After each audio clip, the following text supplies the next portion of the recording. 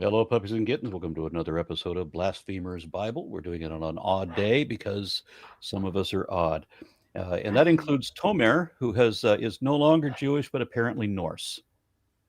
You could say, Ah, yeah. yeah. Also, what is this sum? I was fairly certain we were all odd. Yeah, I would think so, actually. What is this Norse runes thing, Tomer?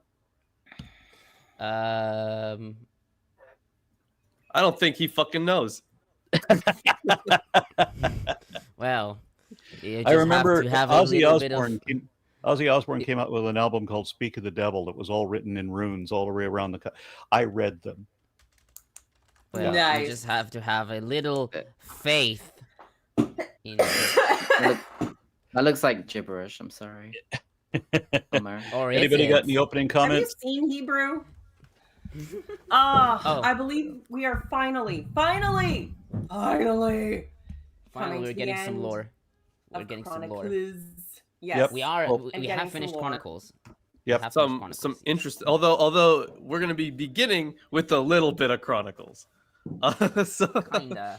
So I mean, like the very first few verses of Ezra are like exactly the same as the final few verses of Chronicles. not really. I mean, there are slight changes to. They're like that. I did not say they were exactly. You, so they were you did say almost. that they were exactly. Almost. Okay, Mm. and as just we've been doing recently, instead of me waiting till the second chapter and reading that, so I usually end up reading only one chapter every week. I'm going to do the first. I'm going to do the odd numbered ones. Oh, before we start, Yeah. Aaron, I know I pissed you off last time by drinking IPA, which you vehemently dislike, right? It's not If it's I not may. like I dislike you having IPA.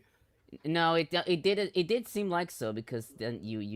flipped I something. dislike you having IPA. However, I However, I- Lawrence did take me to go buy what was that? Dragon's milk. So Yeah, so Lawrence is I- lying right now. So I fixed the problem, and in honor of you, I will be now drinking pale ale. Yeah. I promise I'll bring better beer next time. Tomer. All right. Now Anybody I got any know- opening comments before we continue? Yeah, Yeah, now I know I what got a it couple. says in the runes on Tomer's thing. Is it a slur? No, it says the Tomer, beer. that's disgusting. No, it says the beerfluencer. Not even close. Not even close. It'd be funnier if it said that though. Okay, you know what? Chat, if you want to, look it up for us. Let us know in the comments. Have fun with it. I don't even know how many people are in chat because this is a weird day to do this. But It's I not like don't I'm care, we're weird. backmasking anything, right? Oh, don't be so dramatic. Mm. Anyways, let's talk about Ezra, right? Or I should say, maybe we should talk a little bit about Ezra and Nehemiah. So a lot of for a long time, these books were thought to be, one, circulated together, that sort of thing. They share a lot of similarities with each other, both in what they reference, at the time period that they're referencing, historical references, but also like philosophically and theologically, they share a lot of similarities. This is the book, like this is the set of books where we get a lot of, anti-intermarriage talk. And scholars have generally thought that like because they were traditionally taken as these single works, that they should write commentaries on these single works, which is why Blankensop's commentary is on Ezra and Nehemiah, and why Jacob Meyer's commentary is on Ezra and Nehemiah. These things just kind of go Well, together. What? Yeah. What do you? Well, You saying well. some shit? yes, I do actually saying some shit because these commentaries are rather old, Lawrence. They are old. They're the ones that I have. They're old. Well, you don't have I know. No, I do. This, I have the one. Is it from do you? Ashkenazi? Is that one those it. shown? No, that's Oh, from okay. Fried, Lisbeth Fried. Elizabeth Fried, okay, There yeah. is a very recent They one by do them Eskenazi, separately which I now. do have. but they do them Yes. separately now. That's why that's why we don't Eskenazi have. commentary. Is Yeah, also another I have my example. bibliography prepared afterwards. So the thing is, in reality, these traditions probably developed independently, but then were later brought together as one. So for Ezra, there's part of it that is about Ezra himself. That's the second part of it, and then part of it's the first part is about like the actual return from exile. And there are some potential sources for Ezra. Like you could have like official Persian documents. There are the prophetic books of Haggai and Zechariah, and also a potential Ezra memoir, but that one is a lot more in doubt. Like in the some of our earlier references to these books, or I should say sometimes non-references to these books, indicate that because in some books like in Second Maccabees, the Talmud, I mean those are kind of later anyways, in relatively Yeah, speaking. definitely. They're known to be. They definitely show knowledge of it, but then like other texts like the Wisdom of Ben Sira doesn't show knowledge of it. And there has been argument. Wait, of Ezra and Nehemiah? Yeah, I don't think so. Actually, it does. So Eskenazi notes that Ben Sira praises Zerubbabel, Joshua, and Nehemiah for the same achievements reflected in Ezra and Nehemiah, specifically in Sirach 49, 11 through 13. Ben Sira praises Nehemiah specifically for building our fallen walls and our ruined houses in Sirach 49:13, but makes no mention of Ezra. This silence with regard to Ezra, like that of Second Maccabees, has contributed to theories about the late composition of En and to view that Ezra was not a historical figure. So he does mention some figures. For those, Okay. Yes. For context for those who have perhaps not delved as deeply into the scholarship as you, Lawrence, when I spoke about Wellhausen and the documentary hypothesis, which is obviously outdated, but a good bones concept, Ezra and Nehemiah as characters would be associated with the priestly source, the writing after the exodus to Babylon, the coming back, the reestablishing yourself.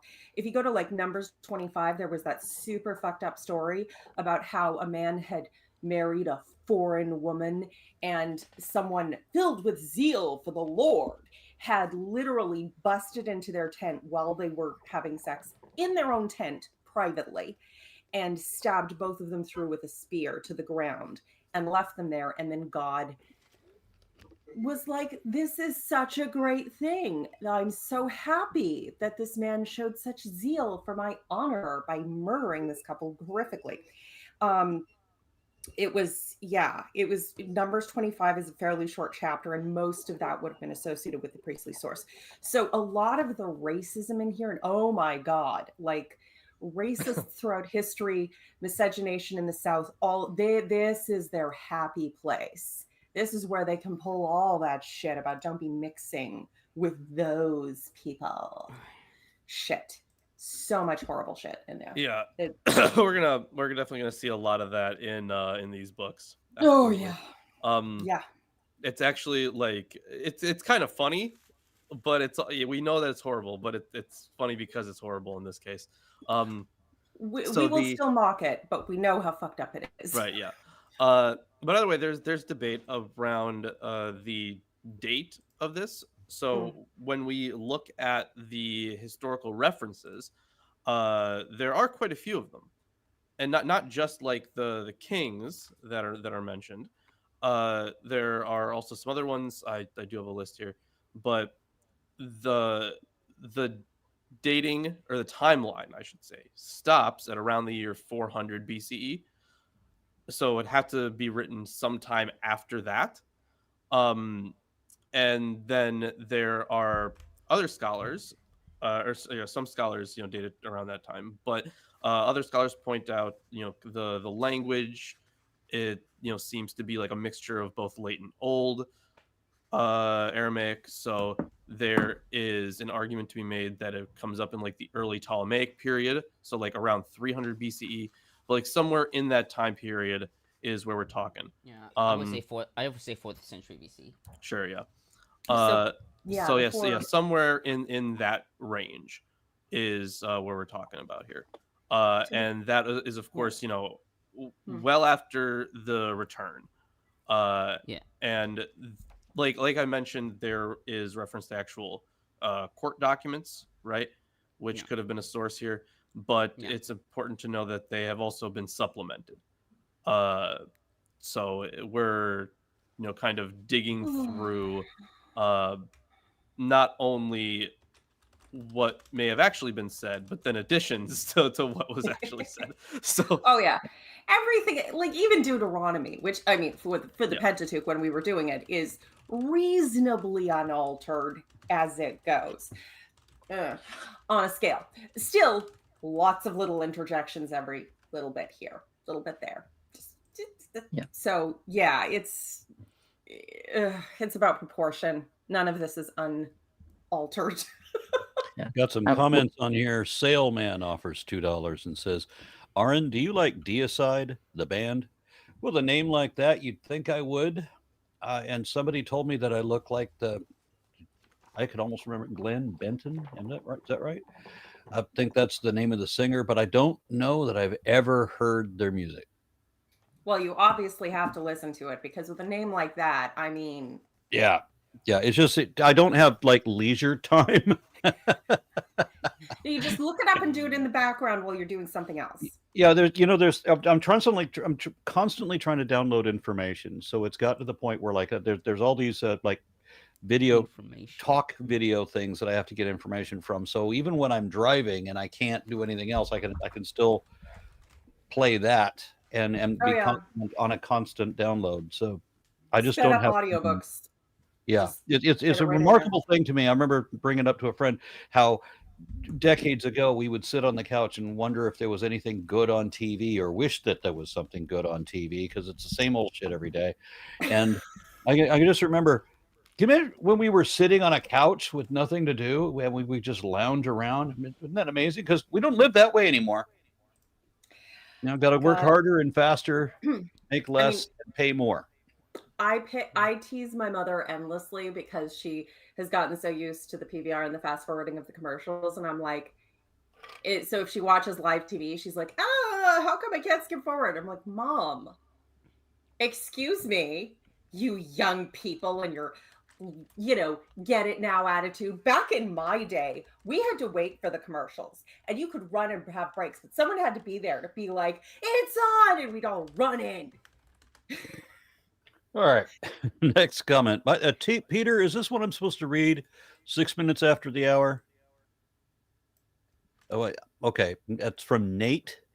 All right. It says, last night I finished your 19-part definitive proof debunking of Christianity, and I have to say one thing, damn, and I thought the Professor Dave was harsh. Damn. Yeah, this is to me, this is a very funny thing, right? Because back in the old days of YouTube, and this is the milieu in which like Aaron really built his name. It was cutthroat. Like now people making content about this now are nowhere near as savage as the content that came out 15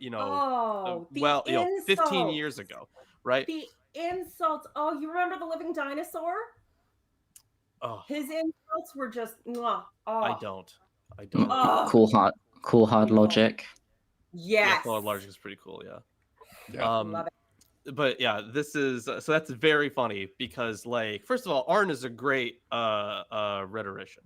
Like, he is so good on the mic. I could give that man a microphone right now and he will just cut a savage promo. Like, he has the ability to do that. That guy has you got a great tongue, Aaron, and I would know. So so it is very funny comparing modern day criticisms with like the criticisms 15 years ago, because like the stuff from back then, so much more savage. All right. Thank you for that, Lawrence. And then Oceanus Helios says, blasphemy, is it? No, blasphemy. Is it a blast for you? Because it sure is a blast for me. Aw. Yeah. Then Duke of Many Things says, we in Yorkshire would be proud to claim Tomer as a Yorkshireman, a northerner. There has been a Jewish community in York since King Richard the Lionheart. I thought that that there wasn't a community because of Richard the Lionheart in York. And I actually, it's funny that you mentioned it because I actually had an idea for a song called "No Jews in York." Yeah, Well, in religious. fairness, I think we should probably ask the Jewish Englishman. Yeah. About the I state don't of know if Jews there is. in York. I don't know if there was a Jewish community in York. But for one thing, there was the most famous massacre in the UK in English history was in York. Clifford's Tower, which is like the big landmark in York, is where it happened. Religious Jews today don't live there and don't stay overnight if they were to visit. Ooh, still? Yikes. Yep. But religious Jews who live in London or whatever, they won't stay there overnight because it's like, I don't know, a bad omen or something, whatever. Also, Aaron, it's Yorkshire, not Yorkshire. In fairness, I mean, my sister lives in the north. You don't around pronounce Yorkshire. the Shire. Yeah. It's Yorkshire, Shropshire, Cheshire, Berkshire. You don't say the Like- Yeah, Shire. I've seen how you spell Leicester. Yes. Yeah, and then there's Leicestershire, Oh not my God, Leicestershire. you guys. Okay.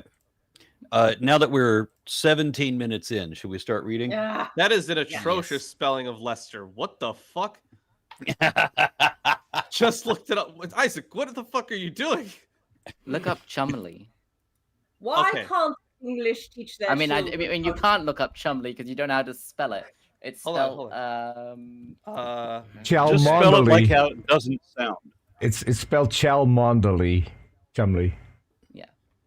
Oh my god, it is pronounced Chumley? Yes. Yep.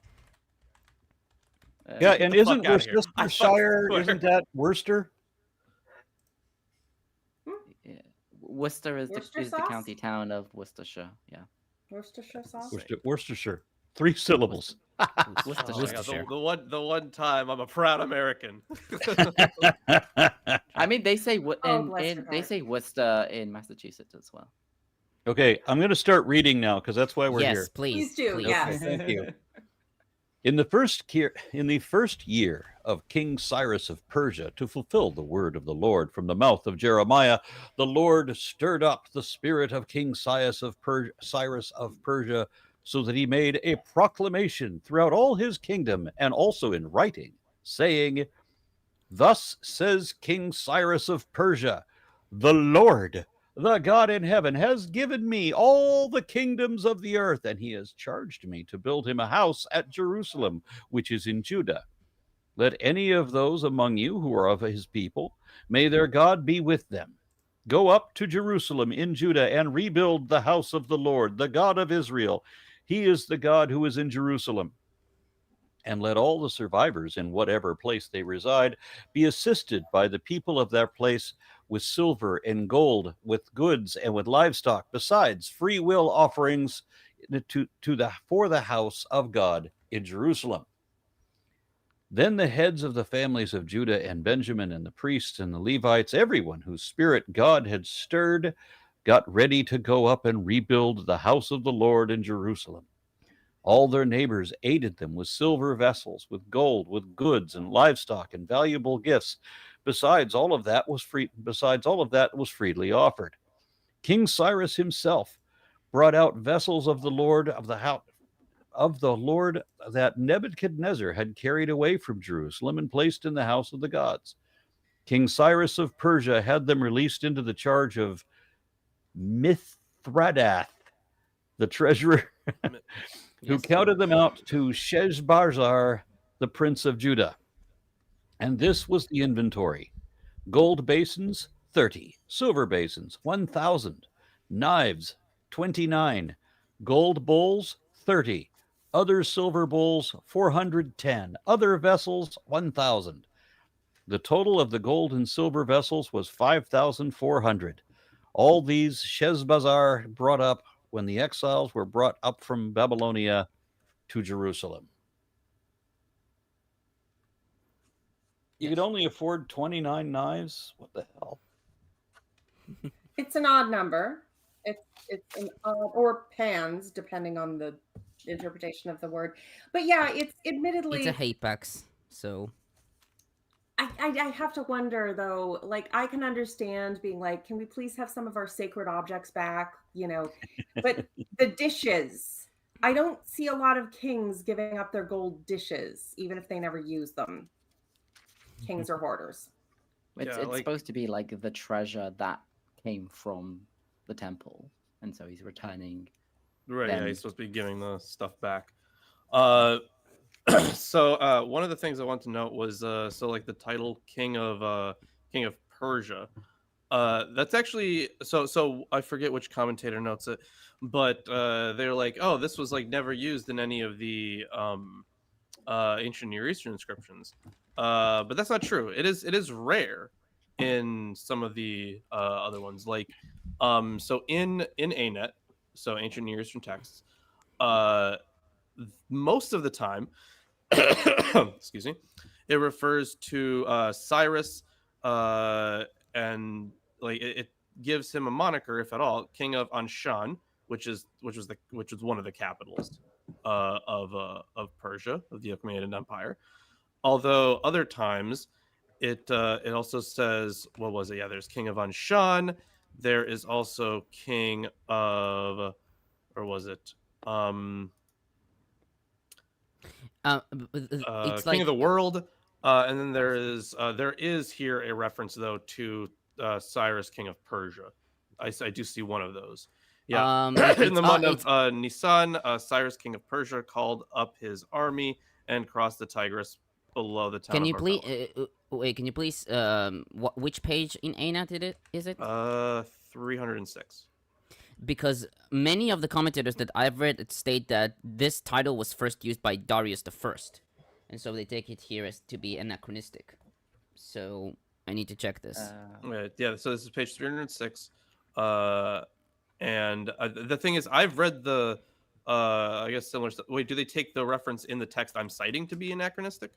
No, the title King of Persia as anachronistic in this verse. Okay, sure. So this comes from like this actual text, text from the ascension year of Nabonidus to the fall of Babylon. The so-called Nabonidus Chronicle. Yeah. How from when is it dated to? Well, it doesn't say. Let's check. Yeah, I think I mentioned this. It could be anachronistic, but the thing is, it does pop up in Anet. Nabonidus sounds like a weird bastardization of like Nebuchadnezzar and something else. I think if I'm remembering correctly, I think Nabonidus was like one of the. I think he was like considered like. I could be misremembering who it was. I could be wrong. Please correct me if I'm wrong. If you guys remember, but like the first guy to actually like do archaeology. Ooh, was that cool. Nabonidus? Very cool. I don't know. Was that somebody else? No. That was the Greek guy, I think. Or well, no, that wasn't really. No, it wasn't. It wasn't a Greek guy. No. That was last native ruler of 8. Like he had like a campaign. I mean, he from what I yeah, I think Nabonidus is considered the first archaeologist because he found a foundation deposit of the Akkadian Empire ruler Naram-Sin. So yeah. So he was the first precursor to Indiana Jones. Oh yeah. So like that's usually like, you know, where like archaeology starts, at least in some way, right? So it was with Nabonidus. So Nabonidus is the last king of the Neo-Babylonian Empire, which was then conquered by the Persians, and there is a confusion about, well, at least the biblical authors are confused about who the Persian like rulers are. Right, because they share so many names, stuff like that. Yeah, but they get them all wrong. Admittedly, a lot of this stuff being written long after probably has something to do with it, but the Persian period is a mess, and I think I've mentioned it before. There's like a 100-year discrepancy thing where they kind of skip from. So they have like Cyrus, and then I think they go to Xerxes, Artaxerxes maybe, and then they go all the way down to the last Darius, I think, who is defeated by Alexander the dropped Great. a century here or there? No, it's actually Cambyses afterwards. Yeah. So, no, Cambyses is the Cambyses the second, and then there is a Cambyses the second. Okay, but he then did not Bardia, completely. and then Darius. Oh, okay. So Yeah, I think both of Cambyses those was the two are son not- of Cyrus. Yeah, both of Cambyses those are not was mentioned by the Bible. Yeah, they're not mentioned there. So yeah, they but also confuse Darius the First and Darius the Second. Which one? Yeah. Considered the Bible, I think, calls Though him the son of. And why is God Esther. talking to a Persian to go build a temple in Judea? That's right. Yeah. Well, Because the thing he's is, the Messiah. yes. Yeah, they do call him Christ in Isaiah 45. In the Septuagint. Yeah, in the Septuagint they call him Christ. Well, I mean, it'd still be Messiah in Hebrew, right? Yeah, it would but be. Christ. Same thing. Yeah. So it is quite funny. But yeah, so Cyrus was obviously seen as like a savior for them, right? Mhm. Because he kicked the Babylonians' ass, and then was like, "Hey, you can all go home now." So I think obviously like these words that are put on his mouth are not like original. This is not something I think he would have said. Though No. Although they God, could have no. adapted something he said and then made it about and like put it in the framework of Yahweh, right? Because like the Lord, the God of heaven, I think was also a title used for like Ahura Mazda. Although there's it's I have a comment on this. I think no, actually, I've noted that Ahura Mazda is never referred to as God of Heaven by Persians. The name literally means Lord of Wisdom. It is used by the Judeans in Elephantine to refer to Yahweh, though. Interesting. The God of Heaven, yeah.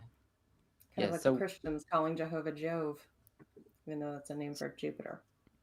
Yeah, it's actually... God of Heaven it's probably a Phoenician origin, because there is Baal Shamim in the Phoenician pantheon, which means Lord of Heaven. Lord of Heaven, yeah. See, I know that one. Very good, Lawrence. Very good. One of these days. I'm going to cut you into little pieces. Okay, so just a quick. So in the archaeology, like in the historical record that we have, Nabonidus is the last king of Babylon, and he's defeated by Cyrus the Great of Persia, and then the Persian Empire then eventually takes over the whole area. And in the Bible, it doesn't mention Nabonidus; it mentions Belshazzar, right? I think it's mentioned in this chapter, right? Oh, And that's in Daniel. No. It's also Sheshbazzar. meant.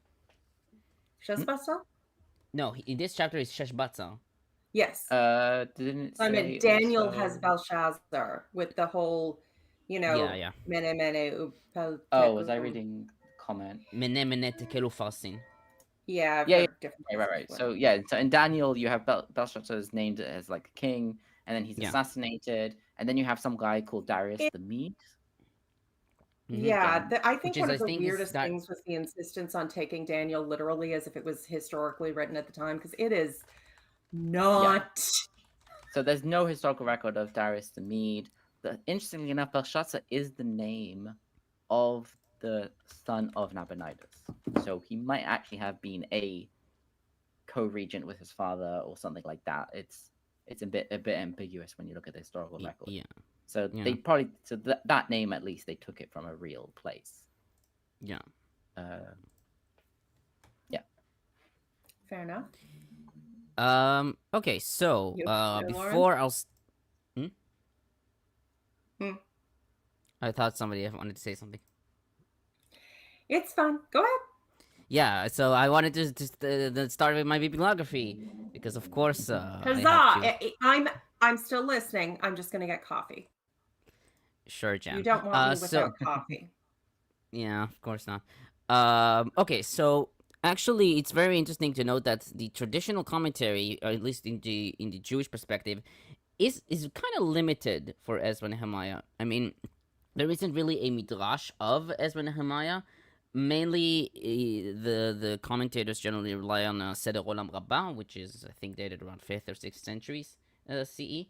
There isn't even a Targum for this book, mainly due to the Aramaic sections. Probably didn't feel like any need to translate the rest of the book into the Aramaic. It's also not however- as an important book. It's considered, it's in the writing section with Psalms and Ruth, and it's yeah. a bit. I guess they would have read it, but it wouldn't have been like something they had to read in the synagogue, like on a schedule or anything like that. So they would need to have it translated for everyone to understand. It was something that maybe they learned, Yeah. orally or whatever. Like, Yeah, and even and even the usual traditional commentators are not haven't written commentaries on this book. We have a commentary by attributed to Rashi, but again, like Chronicles, probably not written by Rashi. So Yeah, I'll refer to not him his as style. pseudo Rashi. Yes, there is Yeah. also commentary attributed to Ibn Ezra, but it's more likely it was more likely Moses Kimchi who wrote this. It was the brother of Joseph of David Kimchi, they're well known. There is also a commentary by either Saadia of Ashkenaz or Benjamin Botseko. It's not really clear. I tentatively chose Saadia just because I felt like the style is more reminiscent. Is not reminiscent of Botseko. But we also have Gersonides, Ibn Kaspi, and Titrani. So that's fun, I guess. For the general commentaries, we have. So I bought the physical commentary of Lisbeth Fried on Ezra. I also have the one for Nehemiah. Most of the commentaries here are by females, because of course. They let them write Bible commentaries? Yeah. He switched to the modern ones when he picked up the physical book. Yeah. I guess. So we have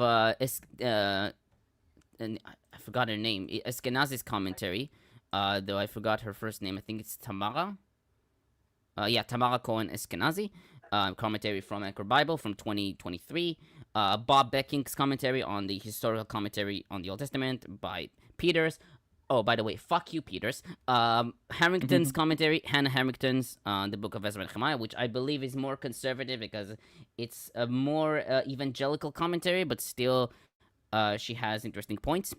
Sarah Japhet also has a commentary in Hebrew, released in 2019. I don't think there is one in English. I don't know if they'll ever be published. And there's also BHQ on Ezra-Nehemiah, written by David Marcus.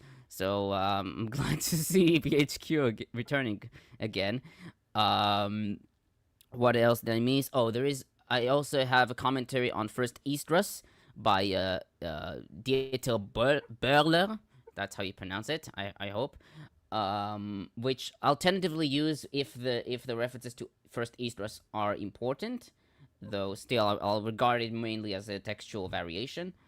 And funny enough, I don't have a Peshitta translation to Ezra-Nehemiah, so I just have to rely on BHQ and kind of ChatGPT. Oh my god. Yeah. No, So take it for granted because So there is a Peshitta, which is like a later Aramaic translation. Yes, it's a Syriac translation. Syriac translation. I think it's like 2nd century CE, at least for the Old But Testament. It's not Jewish, right? It's like no, I Christian? think it's Christian. Yeah. Yeah. Yeah, but we do have we do have the Septuagint and the Vulgate. However, when I say so, because we have First Esdras and we have Second Esdras in the Septuagint, which Second Esdras is the more literal translation of that follows Ezra and Nehemiah of the Masoretic text. When I say Septuagint, I mean Second Esdras, and when I say First Esdras, I mean First Esdras.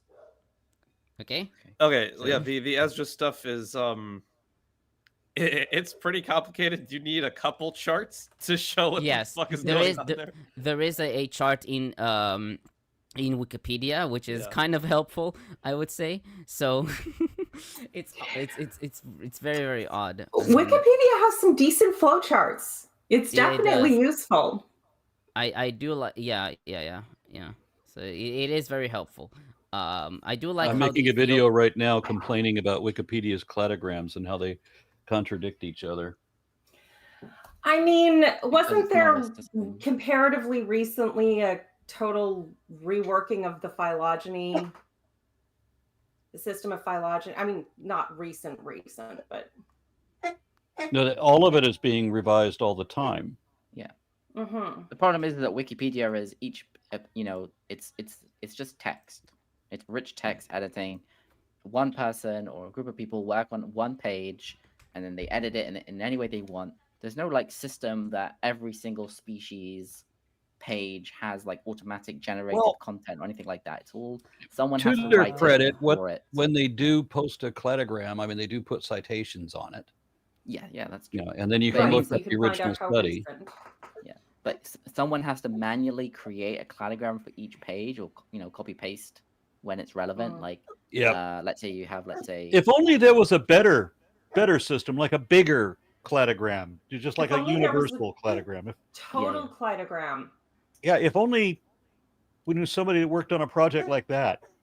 If only there was a group like that who has their own channel in my Discord. If only. Yep. If only. Okay, so I will have an update regarding that in the near future. So thank you, because I'm going to be talking about that in this video. Oh, okay. Where I'm also going to be suggesting that, hey, people that want to donate or participate, let's get this thing back online. Yes, at the moment we don't need any donations because the team is covering all the costs ourselves, and because we've removed a lot of things that we didn't necessarily need, and it's just developers at the moment. We don't need data, and we're not up to the point where we need data entry or any other like. Reach out to me about coordinating some times on that. I can maybe help you workshop a few things, and I've definitely got time some days at least. So Okay. Oh, and I also have, of course, the ancient Christians. Well, technically one ancient Christian, but it'll be a surprise. You can you can guess who that ancient Christian is for the time being, but Lawrence. But that's okay. I mean, I have some like common guesses, but it's Augustine, isn't it? Augustine. Nope. Could be Origin. Oh wait, no. Hold on. Is it Tertullian? Nope. Ooh. Damn it. Okay. Okay. Just figure it out. All right, Tomo, you want to start? Yeah, I'll start. So, we start at verse 1. We're starting? Yes! It's not too bad. Not too bad.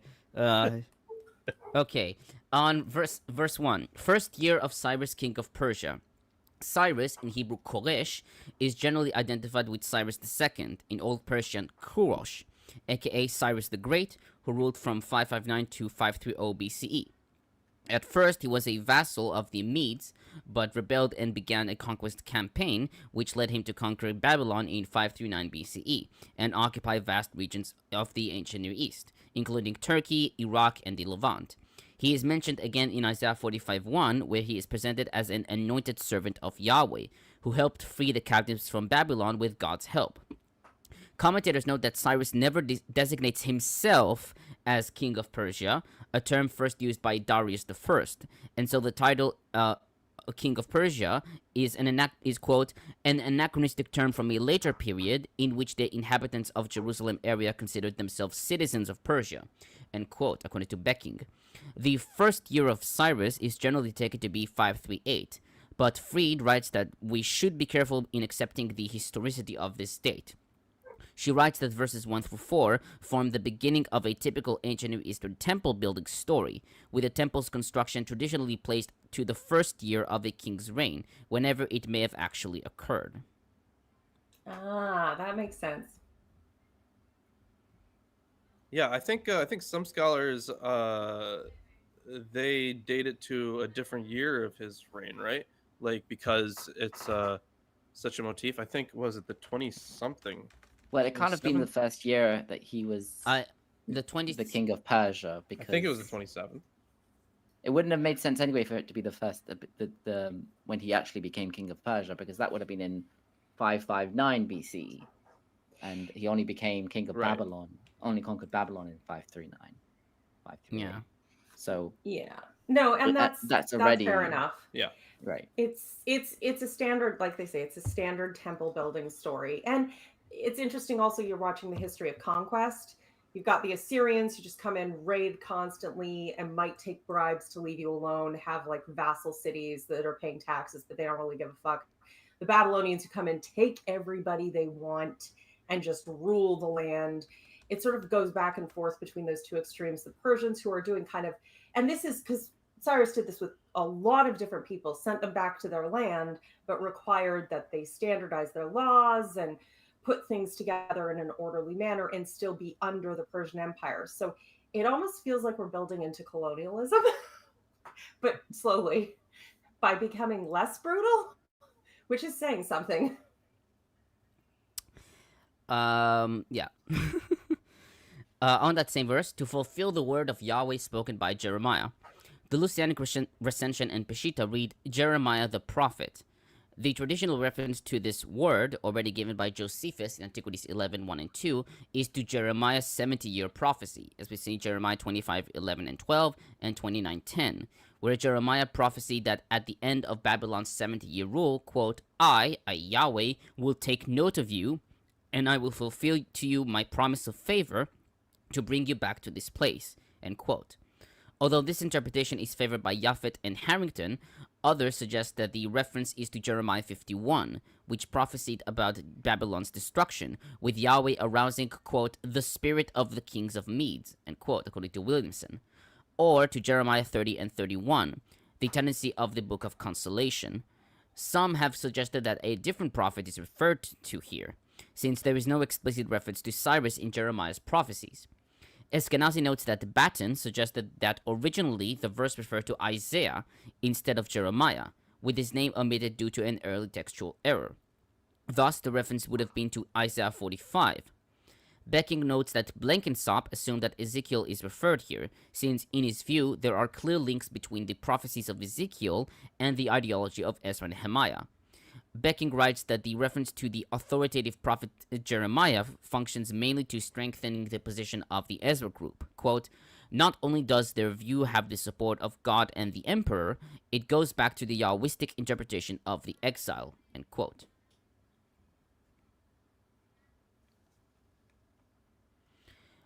On that same verse, Yahweh moved the heart of Cyrus.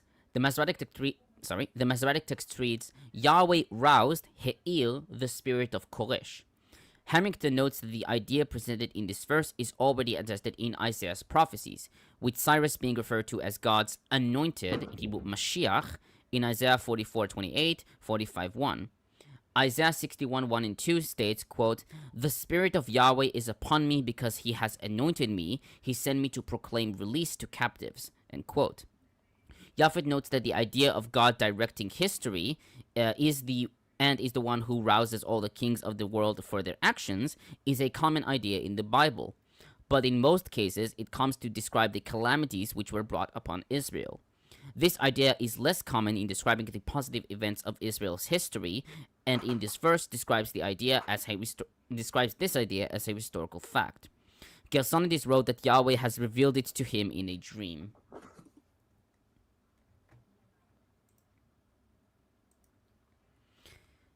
I don't believe that. Of course you would. On verse 2, Yahweh, the God of heaven. Although it has been suggested that God of heaven is a title for Ahura Mazda, the Persian supreme deity, according to Harrington, others note that Ahura Mazda is never referred to as the God of heaven by Persians, with a name literally meaning Lord of Wisdom. The title was used by Judeans in Elephantine to refer to Yahweh and appears in other late biblical texts like Jonah, Daniel, Judith, and Tobit. Eskenazi writes that the language reflects a Judean attempt to show that Persian authorities recognize the worship of Israel's God as an officially sanctioned religion, thereby qualifying for cultic support.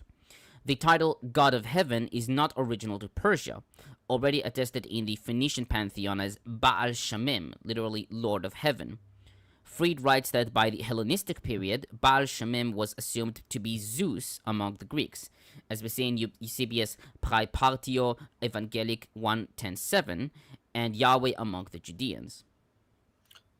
So I do want to point this out, and this actually kind of makes more sense here. I'm looking at ANET right now, and it looks like the storm god, though, has been called King of Heaven, unsurprisingly. Storm gods at that time and place were usually like the high gods. So in a Hittite prayer, let's see, prayer to be spoken in an emergency.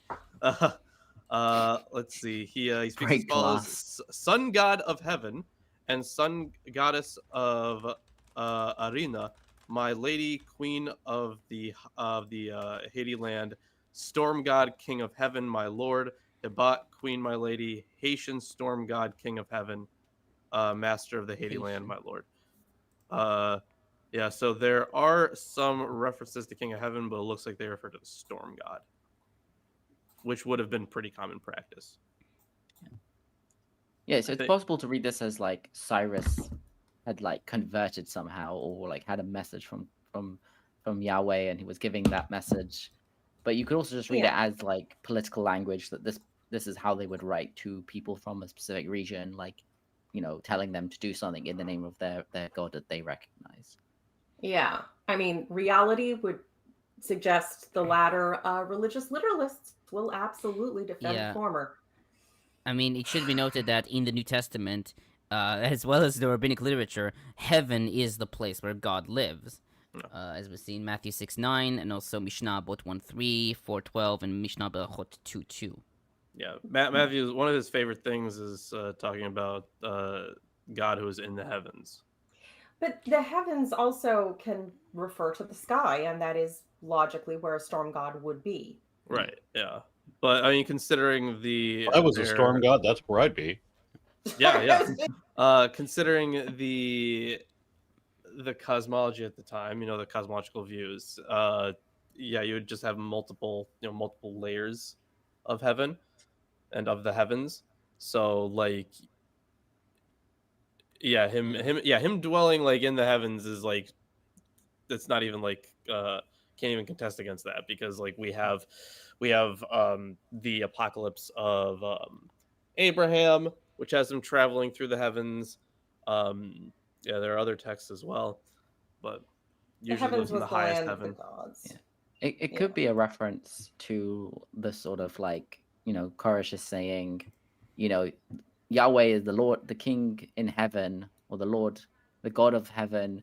He doesn't have a home down here. You need to go there and go back to the land and build a palace for him down on earth, so he can come back down. Maybe. Fairness. I mean, yeah, the heavens tend to be where all the other gods are, except those who have specific realms in other areas. Using Greek mythology, since people tend to be more familiar with it, you know, you've got Zeus is ruling Olympus. He's the king of the sky. He's got the lightning and the storms and the whatnot. Poseidon obviously is in the sea because that's his jam. Hades, underworld, etc. But all the rest of the gods, you know, your Athena and your Ares, they live in Olympus with Zeus. Like, they live upstairs.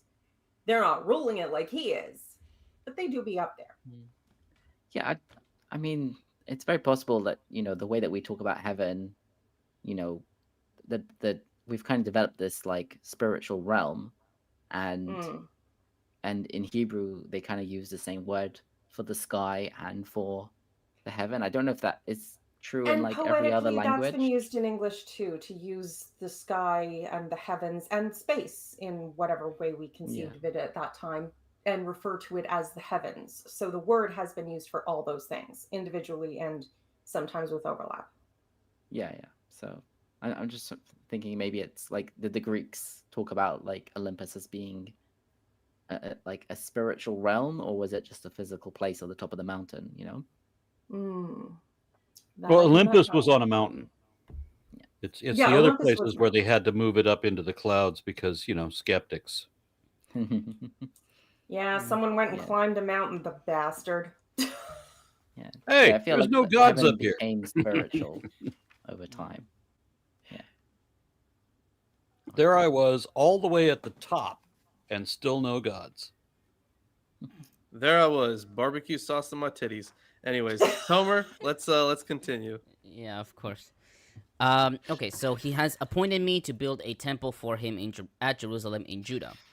Eskenazi comments, quote, Cyrus appears here as Yahweh's messenger, commissioned to build a house. The Hebrew word bait, house, carries diverse meanings that require context for precise interpretation. Although there is agreement that Cyrus's decree refers to the temple, a distinctive term for temple, in Hebrew mikdash or heichal, is not used here. In Hebrew and other ancient Near Eastern languages, house can refer to a dwelling place, a palace, a temple, a family or clan, or a household. Compare God's promise to David that he will build him a house, i.e. dynasty, in 2 Samuel 7. The Aramaic version of Cyrus's memorandum in 6.5 specifies Heichelah when referring to Jerusalem's temple. The omission of Heichal, temple, in 1:1-4 is significant. In En, i.e. Ezra-Nehemiah, rebuilding God's house encompasses not only the temple, but the city as a whole, culminating with Jerusalem as a consecrated city, as we see in Nehemiah 11:1-18. One rabbinic tradition considers this second temple inferior to the first precisely because it was built by a Persian king and not a Judean one, while another blames this inferiority on the Judeans who did not return from Babylonia, as we see in Talmud Yoma 9b. That's what I do. Blame my inferiority on the Judeans. No. That's the people's house of Judea. Not the Judean People's Front. For En, Cyrus initiates the process only at God's command. The people themselves, not a Persian king or even a Judean ruler, build Yahweh's house in Jerusalem.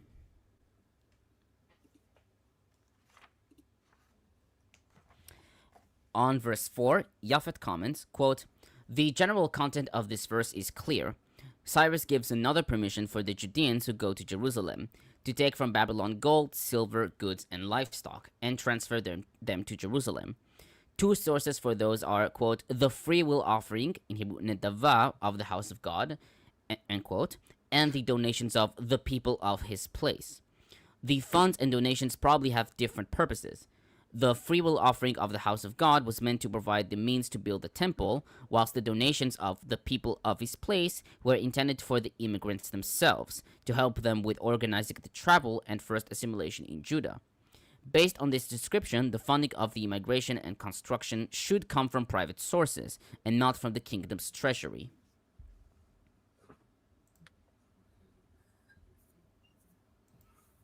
By the way, there is you probably have heard of it. There is something Cyrus the Great wrote or commissioned a cylinder, right? And it doesn't actually mention Jerusalem by name, but it could have been seen as like a source for the writers of this. It would have been something that I think that was copied and spread around. Yeah, so I think it kind of implies that he was at least open to the idea of more temples being built and stuff like that when he took over. Yeah. I mean, Eskenazi notes that the Cyrus cylinder continues to be a major source for assessing Ezra 1:1-4. Though I didn't really include this because I didn't feel like it was that much necessary. People like to bring it up as like evidence, this thing happens in the Bible. Here is like extra biblical evidence that this thing happened, and it's like, well, yes, the Bible says that that Cyrus told the Jews to go back and build a temple, and we have a actual document made by Cyrus that says people build stuff or whatever, but it's not the same thing. I mean, apologists are willing to say that because Jericho evidently existed for a long time, that means Joshua and the walls is totally verified by that fact. So, right. And also, it's not like it's not really evidence for the story. It's more like, the people who wrote this would have had that, would have known about that as well. Yeah, referencing common. Yeah, you just want a king everyone knows, a place everyone knows. That's how myths work in oral societies. Hell, the Hindu stories, like, they just changed the name of the king to whoever the current king was because you just want the guy everyone knows. Anyway. Okay. On verse 5, Harrington comments, quote, "Just as Yahweh aroused the spirit of Cyrus, in verse 1, to order the unprecedented release of captives, he also aroused the spirit of the exiles to respond with enthusiasm and return to the land of their ancestors. The second event was not a given. Many Jews stayed in Babylonia, seeing no reason to leave their birthplace and friends. Indeed, to leave home and travel to an ancient homeland now inhabited by others in order to rebuild a ruined temple might easily seem like an arduous and even pointless task. But the new community is redefined not only by birth and cultural identity, but by its responsiveness to the will of God. Many of the correct lineage stayed in Babylon. The implicit point here is that it was those who recognized the work of Yahweh and responded accordingly who are the true heirs of Abraham, Israel's ancestors, who left Mesopotamia for the land of promise centuries before."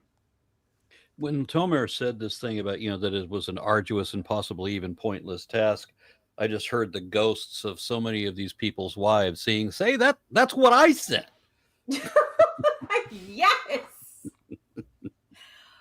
Oh, if you want an arduous and pointless task, go clean the garage.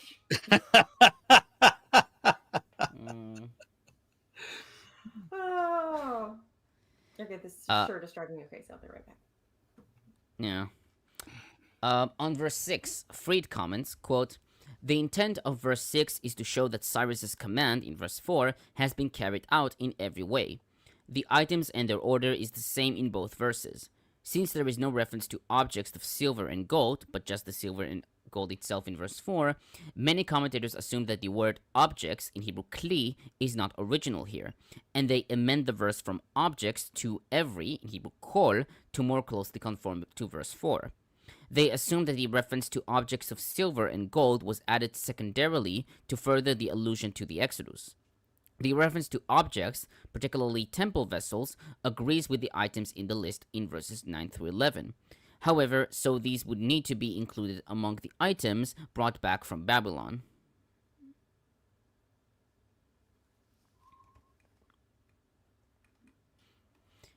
On verse 7, the articles belonging to the temple of the Lord.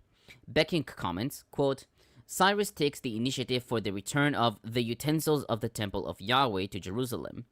In several texts from around the Babylonian exile, mention is made of the utensils of the temple of Yahweh, in Hebrew klei bet Yehovah. This expression refers to the objects that were used in the cult of Yahweh in the first temple. In the context of Jerusalem, they were captured by the Babylonians, as we see in 2 Kings 25, 13 through 17, Jeremiah 52, 17 through 23, 2 Chronicles 36, verses 7 and 18, and Daniel 1, 2. Jeremiah warns this is the point where we're talking about all those plates and knives and stuff, right? Yeah. Jeremiah warns against false prophets heralding the return of the temple vessels, as we see in Jeremiah 27, 16 and 18 and 21, and 28, 3 and 6. In a legendary story, King Belshazzar is reprimanded for the fact that he used the temple vessels from Jerusalem at a luxurious banquet, as we see in Daniel 5, 2, 3, and 23. A legendary story as opposed to what we're reading now. Banquet. I mean, I would say that Ezra probably has more historical background than Daniel. Probably. Daniel is pretty just a bit, legendary. Yeah. Like it's full on. It's not even Aesop's fables. Okay, it's like the Tales of Scheherazade level, fictional. Yeah. Is it Rembrandt who has a painting? Quite good. Yeah. If you're in National Portrait Gallery, no. But what's it called? The National Gallery. in London. It's somewhere if you find it. It's pretty good. Somewhere, if you find. Yeah, it's one of the harder ones to find. Not like the horse, the big horse. Yeah. Weird. Okay, so various instances in the Hebrew Bible refer to the return of the temple vessels. In an oracle of salvation, those who will carry back the utensils of the temple of Yahweh to Jerusalem are summoned not to touch anything unclean, as we see in Isaiah 52:11. Do not judge anything unclean, and do not clean anything unjudged. To touch anything unclean. Ah, okay. Oh, yeah, I also had judged. Sorry, not to touch. I don't know. Also, I thought you said blanket when you meant banquet, but yeah. Banquet. Well, the banquet, I said they banquet. obviously... Banquet. I mean, when I think I'm saying something right, it's actually something wrong. That's why you have English speakers here. But banquet, at that banquet, there would have been libations to other gods too, which is very blasphemous. So it very much has the feel and the story of I wouldn't worry too much about it, Tomer. I mean, there's very little chance that I'm ever going to correct your pronunciation of Hebrew.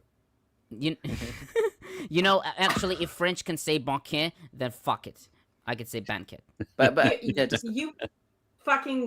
argue with the French on your own time, bitch. We are not. It's one of the more consistent. Thomas, just to help you, it's one of the more consistent rules in English that QU is always pronounced qua. It is. Yeah, but English. It's like in German, it's like kva. Like yeah. Of course. Okay. Quarter, right? You have one consistent rule. Follow it. Okay, on that same verse. We got it from the Germans. Of course we did. On that same verse, had placed in the temple of his god. Eskenazi comments, quote, 2 Chronicles 36:7 specifies that Nebuchadnezzar put them in his bait, either place or temple, in Babylon, as we see in Daniel 1:2 and 1 Esdras 1:39. Daniel 1:2 and 1 Esdras 1:39 preserves a similar tradition. Confiscating sacred, expensive vessels undoubtedly served in part as a theological statement, demonstrating the superiority of the gods of the victors. Capturing representations of defeated people's gods, quote, intended to underline to the devotees the inability of their gods to save, end quote, according to Williamson. Restoring these objects, then, marks their resumption of worship. The Cyrus cylinder specifies that Cyrus restored the sacred images to various Mesopotamian temples, as we see in Anet 316, lines 31 through 35.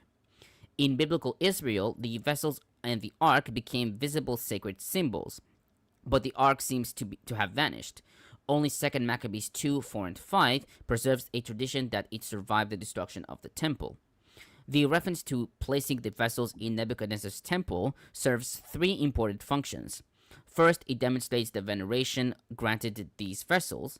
Second, it counters the view that they had been destroyed, as we see in 2 Kings 24:13. And third, it reflects, quote, efficacy of the temple vessels as associated symbols of the divine power and presence, end quote, through which, quote, the breach of the exilic age is healed, end quote, according to Ackroyd.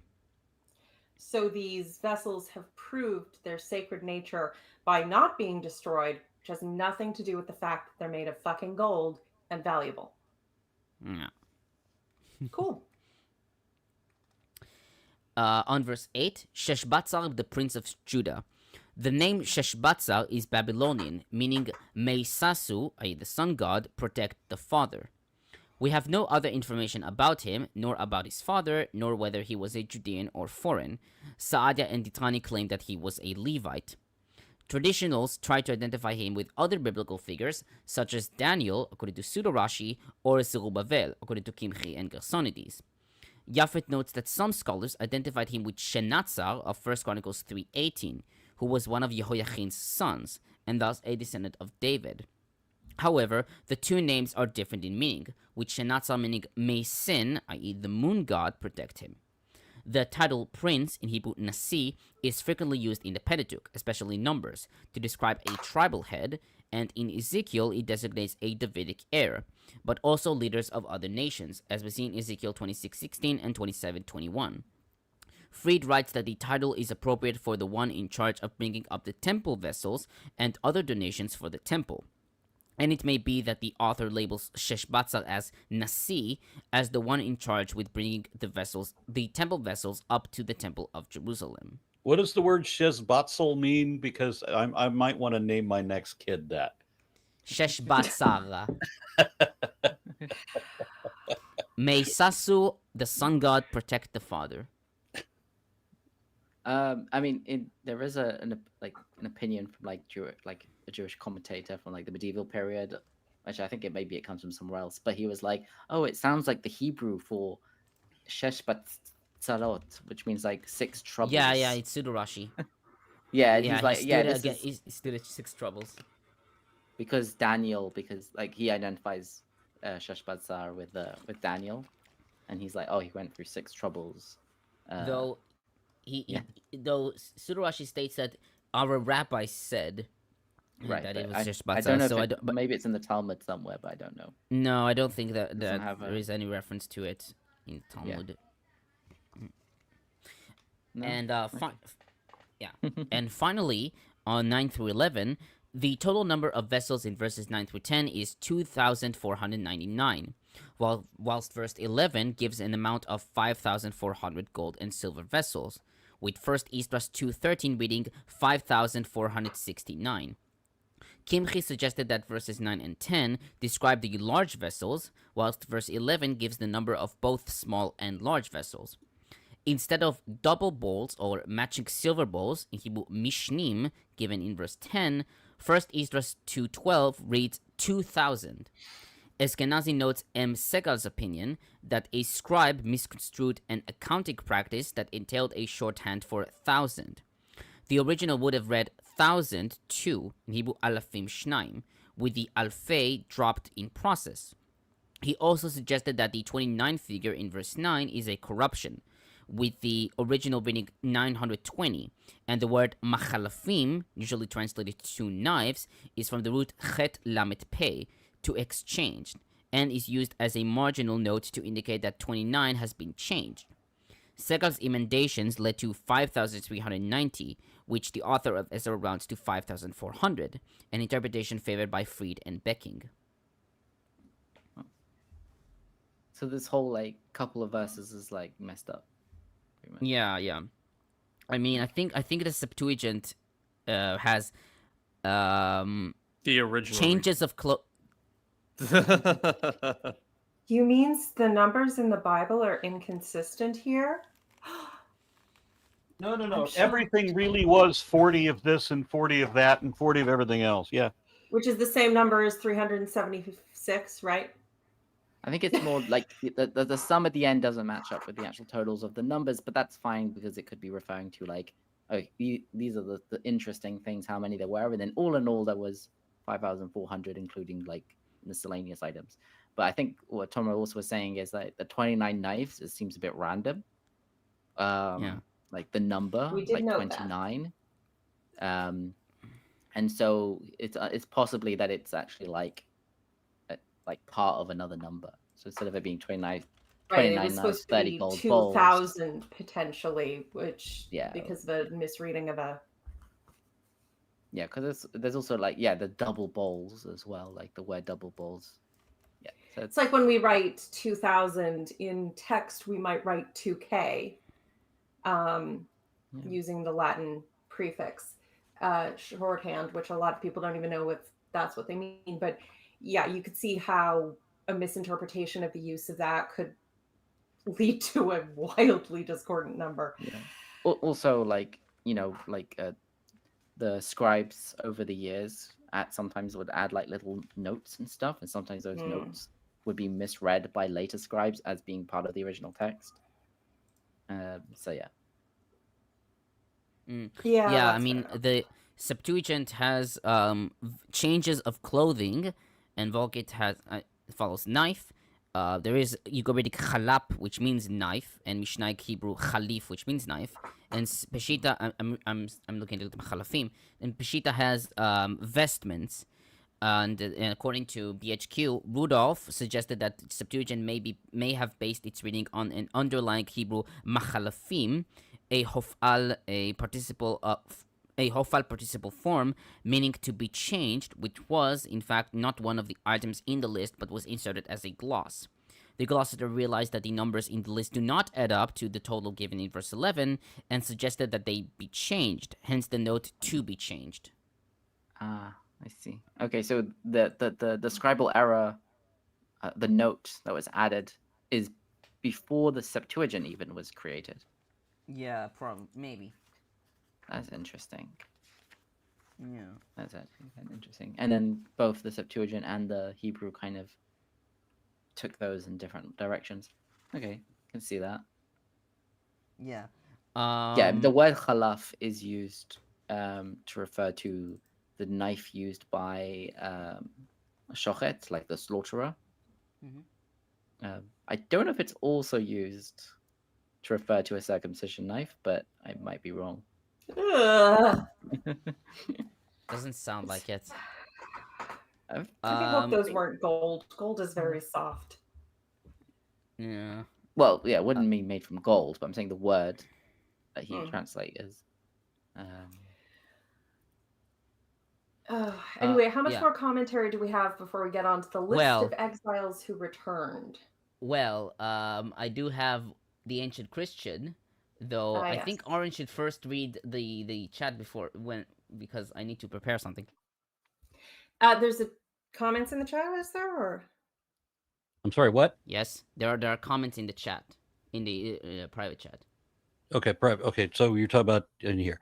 My unfinished studio says, "Hail Aaron and panel, and hail the war of the discords." We are sowing discord. Indeed. My unfinished sock says, which I love that name. Don't burn up a perfectly good barbecue. Like and share the stream instead. Thank you. And Duke of Many Things says, Aaron, Tomer, Isaac, I'd heard the Romans brought crucifixion from Syria. Was this before or after Cyrus's time? Crucifixion, not crucifact. So I know that the Persians had crucifixion. I think our earliest reference is after Cyrus's time, though. I know they had but they probably were using it before that. So like just because if we just don't have the sources on it, doesn't mean they weren't doing it. So I don't know when exactly that happened or which culture invented it, but the Persians did have crucifixion. And again, I don't know where exactly the Romans would have gotten it. Yeah, I think the Greeks brought it back to Europe with them. Yeah, so the Greeks absolutely had it. And they knew about it. They wrote about it. Romans, you know, all the fucking time. They love that shit. Yeah, Matt White pointed out that K for kilo is actually Greek, not a Latin prefix. Mille would have been the Latin prefix, but it was too confusing with the other things that the M was used for, so they substituted a Greek one. The point still stands. The example makes sense. I didn't know that. Yeah, I mean it makes sense though if you think about how many. But we use it for the thousandth of. Yeah, Mille, and it could even be used for million in certain contexts. But yeah, it would just get too confusing.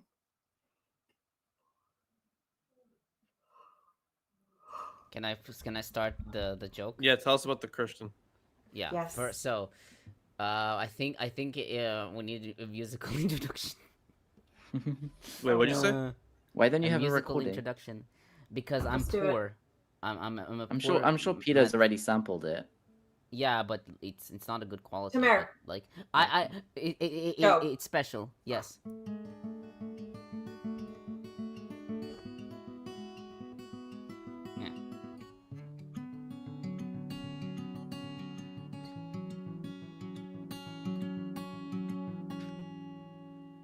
Guess who's talking about Jesus, Jesus, Jesus. Guess who's talking about Jesus? It's the ancient Christians again. Thank you, Tomer. Okay, that was worth it. It was. I promise. When I have the money, I'll record it. So, guess who the Christian is? Read it, little Jesus. Jesus, Well, that's funny. Oh, maybe it's someone else named Jesus. Well, I will read a summary of what he said. So and you can guess for yourselves. So, Cyrus testifies publicly that the God of Israel is truly the maker of all kingdoms.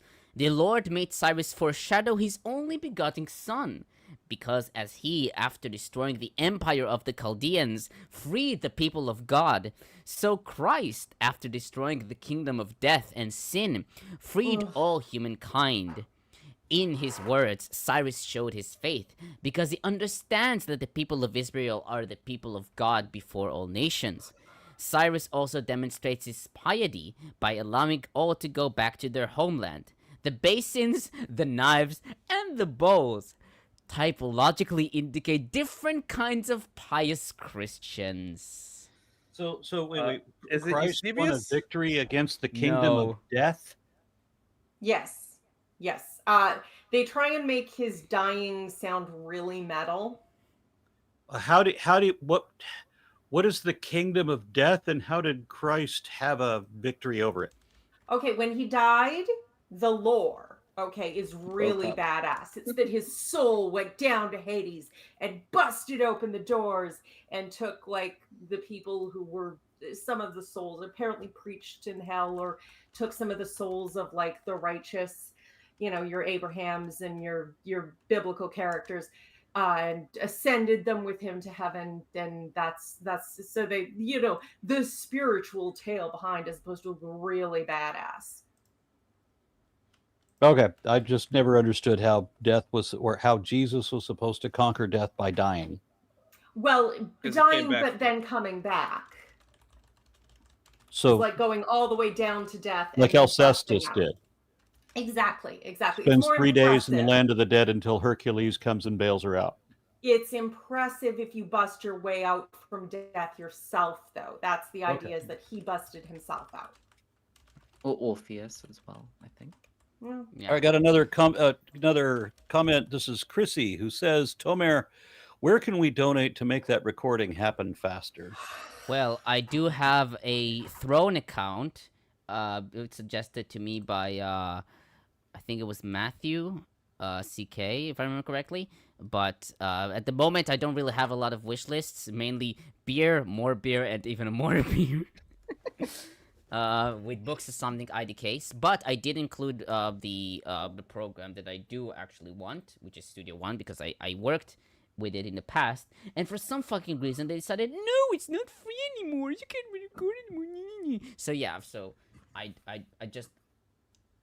really want to record again because I can make songs. That was literally the attachment that came on the email.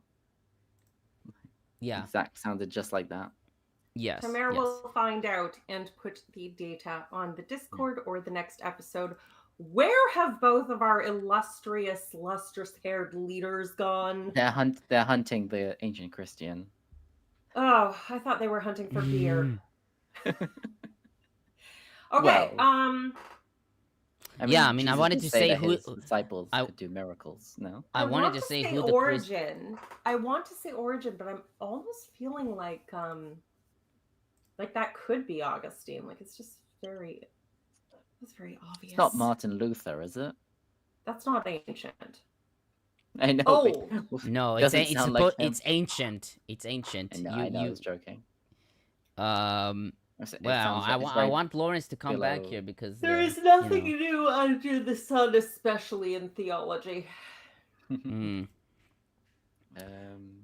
I don't know the names of ancient Christians. I'm just gonna make up like Greek words that sound funny. Yeah. Arachnophobius. Biggest stickers. Someone made the comment that it was like Jesus' soul was sent like a Trojan horse into hell. Yes, that's kind of what it was like. It's like, and then the God busts out of him, and think like some sort Like of scene from Alien. Yeah, except more like light. So if you combine that with like a what's his name going Super Saiyan and glowing and shit, you know, Avatar. and smashing everything. All right, which little baby are you bringing us? I mean, Jesus is an avatar, isn't he? Yeah, depending on your. He doesn't have an arrow on his head. He has a cross, I guess. I mean, he's Are we melodramatic reading enough. the next chapter or no? I mean, we're waiting for Lawrence, right? Because I wanted to reveal who the kind of Christian is. He blue-balled me, Lawrence. Okay, I'll read the next chapter, by the way. Yeah, sure. I mean, we can read it both, right? Who Because was the ancient Christian? Quick before Lawrence gets back. No, that's I can't keep this. It was Pat Robertson. No, you know what? Fuck it. It was none other than Bede. Bede. Wait, Yeah. that's Bede. that's ancient. Yeah, it's 7th century. Bede. Bede. I thought Bede was an English poet from like No. the 16th century. That's a different Bede. No, that's something. That's a different Bede. Or am I thinking of someone else? We talked about him already, Isaac. He was the one Yeah. who None made other the- than Sir not appearing in this film. He was the one who wrote the ecclesiastical history of the English people. Isaac, you should know him. Oh yeah. So he was English, but he wasn't. Yeah, he was. Oh, he so is was he pretty the one old. who said that Jesus came to England because reasons? What I a don't think coincidence. that was Jesus him. came to the United States, too. Yeah. The Mormons got that from them. There's still a hymn in the English He's more medieval. book. Bede is Yeah, medieval. it is Okay. medieval, but there was and did those feet in ancient times walk upon England's fine shore? Yeah. Yeah, though it is interesting to note, however, that Pastors they're reading. not. This is I mean, Bede is the only Christian who wrote like a full commentary on Ezra-Nehemiah. It's generally neglected by the ancients, although there are some mentions by like Origen, Athanasius, Basil, Cassiodorus, at least, but that's very, very scant. And the editors of ancient Christian commentaries suggest that the fact that they were placed at the end of a long series of historical books caused the fathers to dismiss them as mere appendices to First, Second Kings, and First and Second Chronicles. Though I've read one position which states that this is not the case. Though, All right, so who is reading the next chapter? Oh, I think it'll be divided between me and Isaac because that's long Hebrew. All right, let's get this list of names over with. Yes. Yeah, I'll do it. If it's a list of names, can I read it? Sure, Aaron, you do it. Come on. I don't putting think I Bede want in to. my- I think I would hurt Okay, myself. I'll just do it. These are the people of the province who came up from among the captive exiles, whom King Nebuchadnezzar of Babylon had carried into exile to Babylon, who returned to Jerusalem and Judah, each to his own city. Who came with Zerubbabel, Yeshua, Nehemiah, Sariah, Realiah, Mordecai, Bilshan, Mispar, Bigvai, Rehum, Baanah. These the list of the men of the people of Israel. The sons of Parosh, 2,172.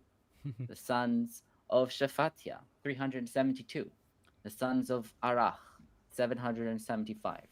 The sons of Pahat, Moav. The sons of Yeshua and Joav, 2,812. The sons of Elam, 1,254. The sons of Zatu, 945. The sons of Zakhoi, 760. The sons of Bani, 642. The sons of Bevai, 623. The son of Azgad, 1,222. The sons of Adonikam, 666. The sons of Bigvai, 2,056. The sons of Adin, 454. The sons of Ater, Hezekiah, 98.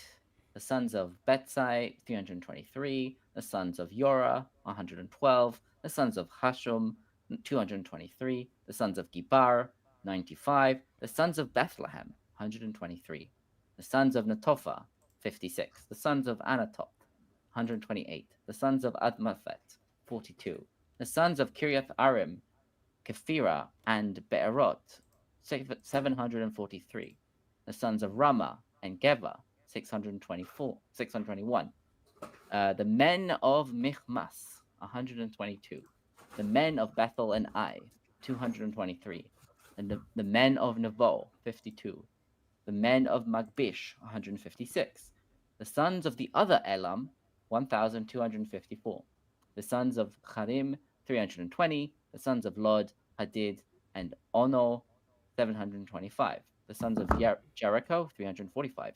The sons of Sana'a, 3,630. The priests. The sons of Yediah, the house of Yeshua, 973. The sons of Immer, 1,052. The sons of Pashhur, 1,247. The sons of Harim, 1,017. The Levites. The sons of Yeshua and Kadmiel, the sons of Hodaviah, 74. The singers, the sons of Asaph, 128. The gatekeepers, the sons of Shalom, the sons of Ater, the sons of Talmon, the sons of Akub, the sons of Hatita, the sons of Shovai, all told 139.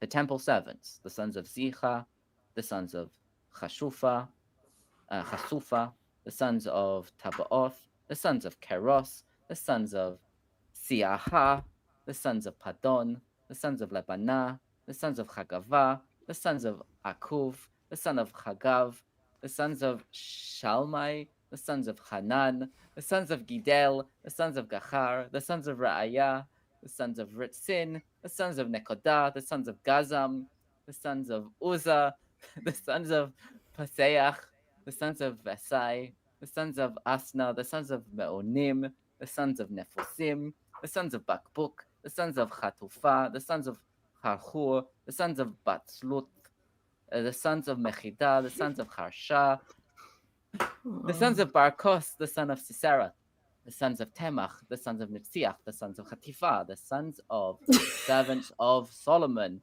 the sons of Sotai, the sons of Ha-Sophereth, the sons of Prudah, the sons of Ya'ala, the sons of Darkon, the sons of Gidel, the sons of Shaphatia, the sons of Chatil, the sons of Pochereth, the sons of Pochereth, the Hazabaim, the sons of Ami. The total of temple servants and the sons of Solomon's servants, 392. The following were those. Okay, do you want to do the second part? Remember, kids, if you ever have insomnia, you can find an audiobook of Ezra it's not that much 2 longer. It's not that on much YouTube. longer. Okay. And no, you don't. No, the fuck you don't. Okay, it's not that. It's only another 10, 20 verses. The following are those who came up from Tel Melach, Tel Harsha, Keruv, Adan, Imer. They were unable to tell whether their father's house and descent were Israelite. The sons of Deliah, the sons of Toviah, the sons of Nekodah, 652. Of the sons of the priest, the sons of Chaviah, the sons of Hakot, the son of Barzillai, who had married a daughter of Barzillai and had taken his name. Okay, so he wasn't actually the son of Barzillai. These searched for the genealogical records, but they could not be found, so they were disqualified for the priesthood. I got to read a comment I just saw in the chat. Okay. Somebody says, I think I missed one of those names. Can we start over? I will find you. And I will commit Canadian acts. The Tirshata ordered them not to eat of the most holy things until a priest with the Urim and Thumim should appear. The sum of the entire community was 42,360. Not counting their male and female servants, those being 7,337, they also had 200 male and female singers. Not counting those being 7,000. Okay. Their horses, 736. Their mules, 245. Their camels, 435. Their asses, 6,720. Some of the chiefs of the clans on arriving at the house of the Lord in Jerusalem, gave a free will offering to erect the house of God on its site. In accord with their means, they donated to the treasury of the work gold 61,000 drachmas, silver 5,000 minas, and priestly robes 100. The priests, the Levites, and some of the people, and the singers, gatekeepers, and the temple servants took up residence in their towns, and all Israel in their towns. Yeah. Interesting, they used Persian measurements. And why did anybody ever need to know any of this? Genealogies are important for government shit and something. I don't fucking know. Yeah, he had 3,000 sons and 29 knives. So what? This is descendants. This is like sons of David. You know, you've got all the kings and princes for like generation on generation. This is descendants. It's not son like. What's interesting is that these are supposed to be people. The first list is supposed to be people that left Jerusalem with Nebuchadnezzar and now are returning. I just wish there would be some part of the Bible.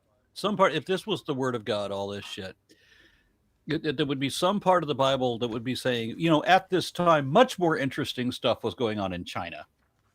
I mean, China was far advanced, and they had writing and complex philosophy and spirituality that was not based in, you know, rigorous God worship. And so God didn't want to talk to them because they probably would have asked him one question and he would have been like, shut up. I don't know what this is referring to, but there's a comment from Chrissy who says, to quote Seth Andrews' reply to Kent Hovind's request for a debate, I would rather put out a campfire with my face. Sounds like something I think that was in response to the guy who asked you for a debate. The guy you responded to in chat. Yeah, what I missed? Anything good? Heard of. Yeah, look, guys, Arn is very busy. He's not refusing to debate because he's afraid of you. He's fucking busy. You want to? You know what I mean? I don't mind having if people want to discuss something. If people want to argue with me, I do a series called "Why Do You Believe." You know, if you can make an argument, right? Call me. You know, let's set it up. I would be happy to discuss whatever the stupid shit that you believe in is.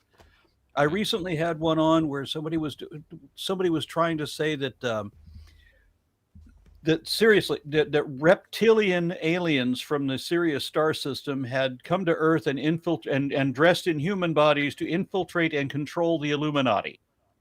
He actually made that argument. That was the shitty thing is that was far too short, Arn. The shitty thing is that guy. I'm sorry. Go ahead.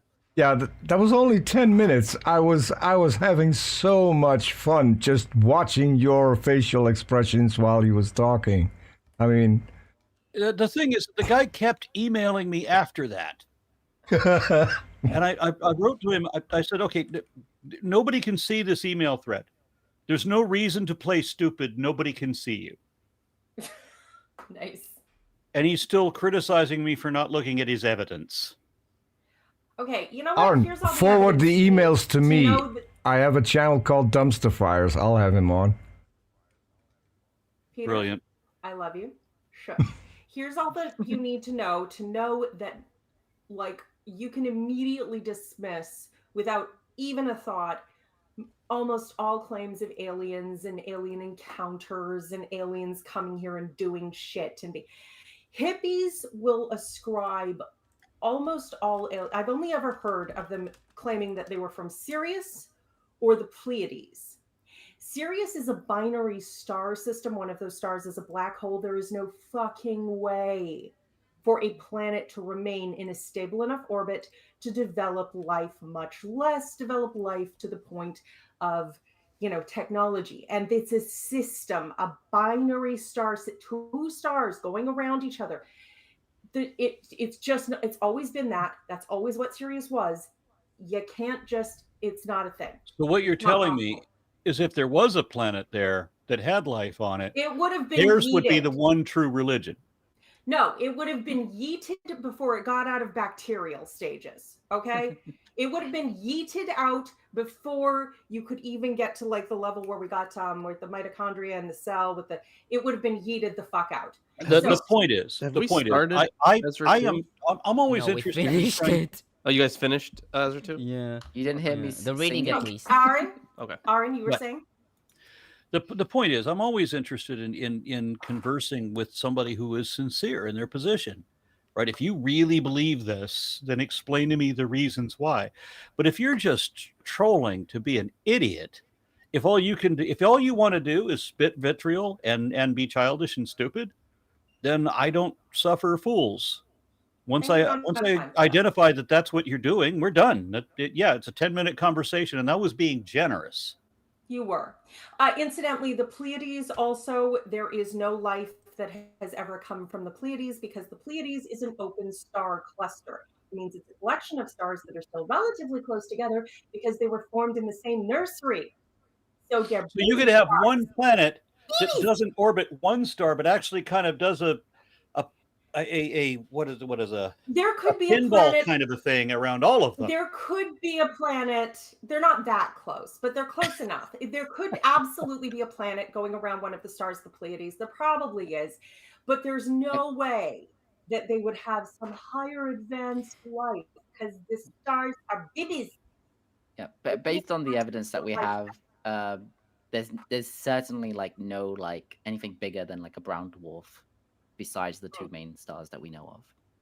Okay. We haven't Yeah. found any evidence for anything, and we've been looking at it. For a long Once time. again, anybody wants to have, I don't know about people that want to pull themselves up by my bootstraps. I mean, I don't like people that I don't take debate challenges from the guy himself because that's happened a bunch of times. Why don't you debate me? And then they don't even give me a topic.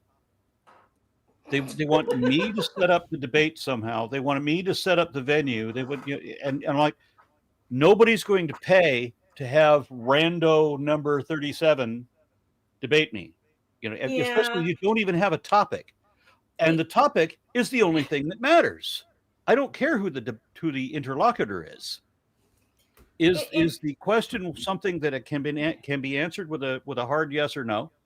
Right. And is it a topic that I'm interested in covering, that I think I could answer that appropriately? That's all that matters. Who the guy is, don't fucking care. It's giving the guy on the dating apps who asks, "What do you bring to the table?" and he doesn't actually own a table. Yeah, well, that is the problem. I don't care how lofty the person is. It could be Bill Craig. It could be Stephen Meyer. I don't care. But if it's some rando at the bus station, who gives a fuck? Can you sell tickets to a debate? And otherwise, shut up. Go find someone who can. Well, regarding your question about why the list is important, I mean, there are reasons for it. I mean, Eskenazi notes that the most obvious and undisputed purpose of the list is legitimation. Ezra-Nehemiah claims that all the listed groups rightfully constitute the restored Israel. As Fried rightly observes, the debate about those who could not prove their origin as Israel in Ezra 2:59 confirms that the others in the list could and did prove their belonging. Aside from affirming cohesion, the authors are likely disputing competing claims, possibly by peoples in the land, including those in Samaria. Within the book, it's the list... racism. Oh, that makes so much more sense.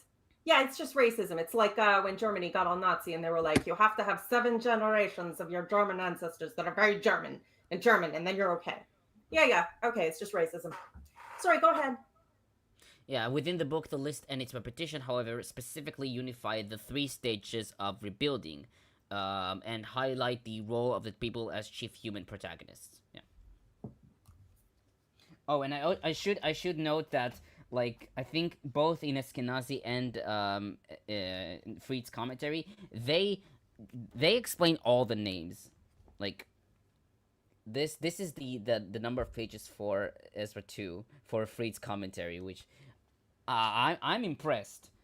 I'm impressed by the level of dedication. Is it more about like? Is it just like a language thing? Like, is it like a Hebrew name, Persian name, stuff like that? I mean, I think the names are There's some like possible a errors. mix of Yeah. both. I think both Persian, Babylonian, and even Hebrew, right? That's what I mean. I'm saying like the person that commentary is more about like what is the etymology of each of these names. I assume so. Yes, though maybe they could note other specific interesting things. And yeah, I mean There's some possible mistakes in there, like Yeah, misspar. and of course I had to include every single one of the names in my commentary. Yeah. Okay. I hate you. You say so. I hate you. Also, Tomer, Lawrence, if you where are is my wondering, stick?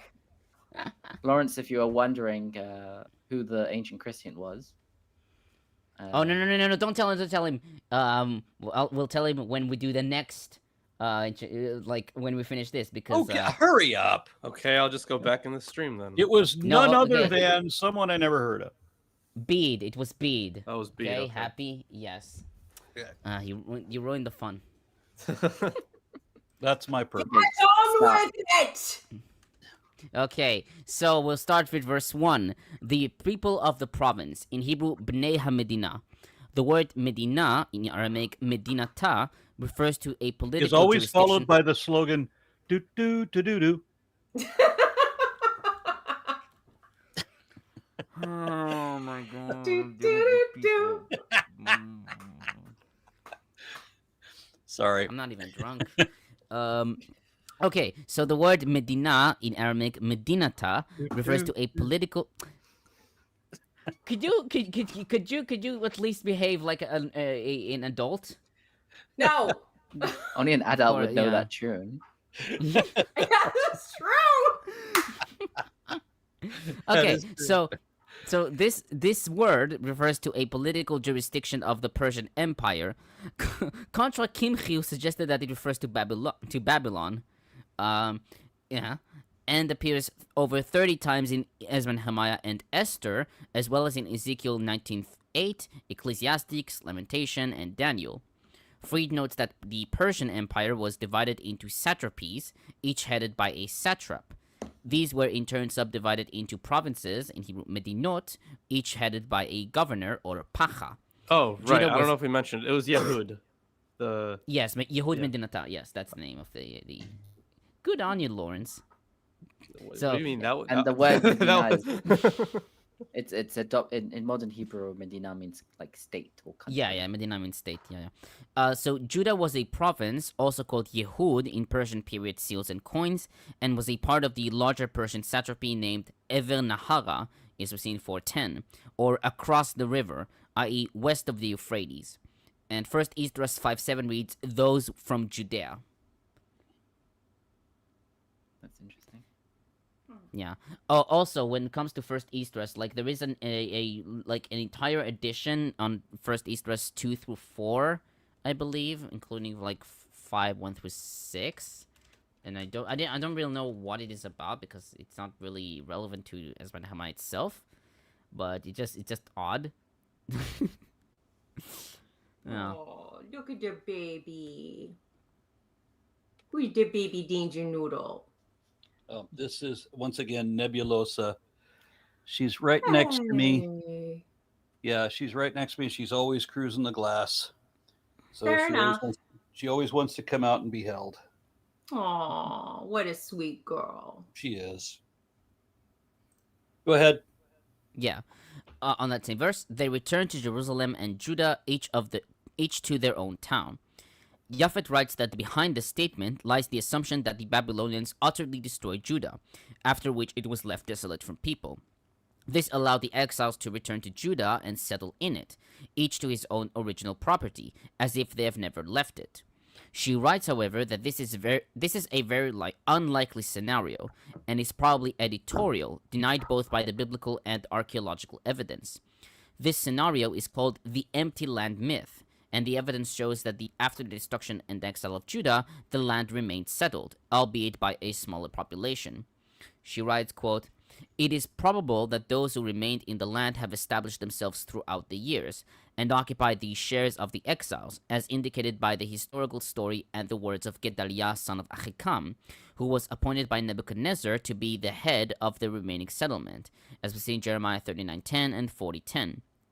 This occupation was accompanied by religious justification, which Ezekiel attests to in 23:24, quote, "Those who live in these ruins in the land of Israel argue Abraham was but one man, yet he was granted possession of the land. We are many, surely the land has been given as a possession to us," end quote. I.e., after Jehoiachin's exile, and shortly after Zedekiah's exile, those who remained in the land claimed to themselves the right to inherit it, and rejected the exiled people as those who were exiled from the land because of their sins. The claim of Ezekiel is that the right to inherit the land was of those in exile, and this is the scenario portrayed in the title list of this chapter, which is far from being a statement of fact.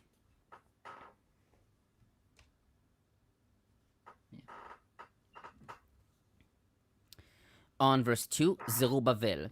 He is one of the main leaders of the return from exile.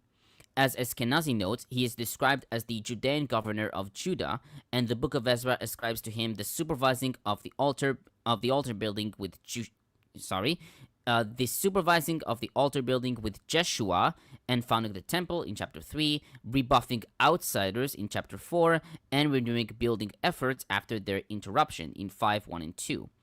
According to 1 Chronicles 3:17-19 and 1 Esdras 5:5, Zerubbabel was a descendant of David, which Fried notes has led him to being the focus of messianic aspirations, as we see in Haggai 2:23. Later tradition magnified his work. 1 Esdras 3-5 has him persuading Darius to authorize the building of the temple, and persuading others to go up and complete the task. In 6:17 and 18, Cyrus gave him the temple vessels, and Darius appointed him governor in charge of rebuilding the temple in 6:27. Sirach 49:11 describes Zerubbabel as, quote, "like a signet on the right hand of God." The New Testament has him in Jesus' genealogies, as we see in Matthew 1:12 and 13 and Luke 3:27. And an apocryphal book of Zerubbabel, dated circa 6th or 7th century CE, has him receiving apocalyptic visions. Chazal, in Talmud Sanhedrin 38a, equate him with Nehemiah son of Chakaliah, the namesake of the book, but this is explicitly rejected by Ibn Ezra in Daniel 9:4 and Ibn Kaspi in Zechariah 9:9, giving that both operated in different periods. Zerubbabel arrived at Jerusalem in at least circa 520 BCE, whilst Nehemiah in 445. Right, which is also why the Nehemiah in verse 2 is probably not the same one either. Yeah, could be. Certainly possible. It's not like there aren't enough repeated names in here. Jesus Although I do is have a on the question list about- a whole bunch of times. I do have a question about Mordechai Bilshan. Yeah. I have some of the Right, I I'm have saying- a comment on this. Yes. Yeah, there's opinions that like it's the same guy because Bilshan means like The same guy in Ezra. someone no, who's not in Baal Esther, in Esther. Lashon, like the someone Yeah, like yeah. the master of tongue, Yeah. someone who I speaks mean, many languages. But my question was, why is he here? If it's supposed to be Mordecai from the Book of Esther, why is he going to? Or did I forget a whole midrash about Mordecai going to Israel and then coming back again, back to Persia, back to? let me see. Oh, sorry. They do have some fun fan fictions in the Midrash. Yeah, I mean, it's not I mean, really explain why his name is here. Yeah, Because this is supposed to be before the story of Esther.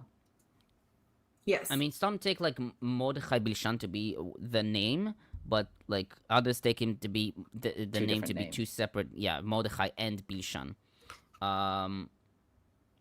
Yeah, I think the Tani states that Mordecai went to Israel during the days of Cyrus the First, which I don't know if that refers to Cyrus the second. There's a lot of stories about him. Yeah. He means Cyrus the second, I think. Yeah. He means Cyrus the I mean, first, as in like, because there's yeah. also a second one in the Bible who's. Supposed It's to be funny because someone else. it's funny because the traditionals take the Persian king, at least in Ezra, to be the same king. Even if it's Artaxerxes or Darius, it's the same king. Yeah, like I said, it's a whole mess up of years, and Yeah. they're like, this is too many kings, even though it's only like 4 or 5 of them out of the total number, which is like, whatever. I'm sure there's stories of like Mordecai and Haman like working for the king together, and they were in the desert, and I can't remember, like they ran out of water and whatever.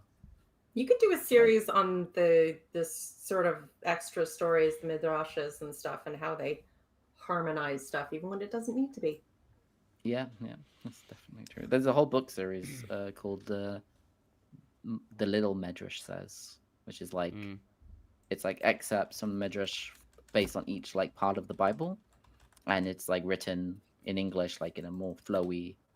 It's kind of like reading the Bible with all the Midrash like intertwined inside it. Okay, so yeah, a little bit of a something like that. It's for like kids. Children's book though. Yeah. Okay, so on that same verse about Nehemiah, some commentators take the Nehemiah here to be the son of Hakaliah, despite the different time period. Williamson, cited by Bird, writes that this is, quote, another example of the chronological telescoping for theological reasons, end quote. Eskenazi writes that Nehemiah here appears proleptically, and Fried writes that the biblical writer included in the heading to this list every Persian period Judean leader that he knew. And about Mordechai, Chazal in Talmud Megillah 16b and Pirkei de Rabbi Eliezer 53, followed by traditionals, identified this Mordecai as the same Mordecai of Esther, with Bilshan being a part of his name, indicating that he knew 70 languages. Although this identification is not widely accepted, some, like Fried and Böhler, wrote that it is possible that the author thought of the Mordecai of Esther. The parallel Nehemiah 7:7 has Nachamani before Mordecai, a meaning attested in 1 Esdras 5:8, which reads Enenios, which gives a total of 12 leaders, a typological number indicating completeness, though it is unclear if the Nehemiah version is the original reading.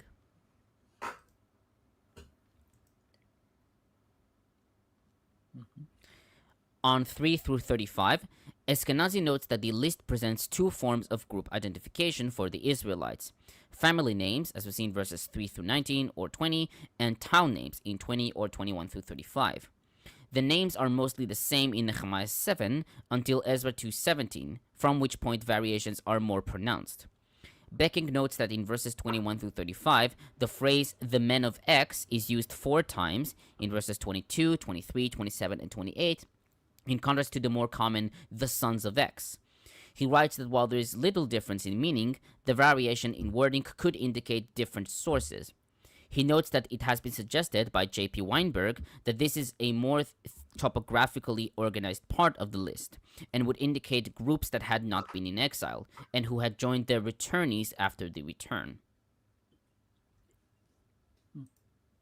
But they still had to prove they were pure, despite the fact they'd been there the whole time while everyone else was out. Ugh. Racism is gross.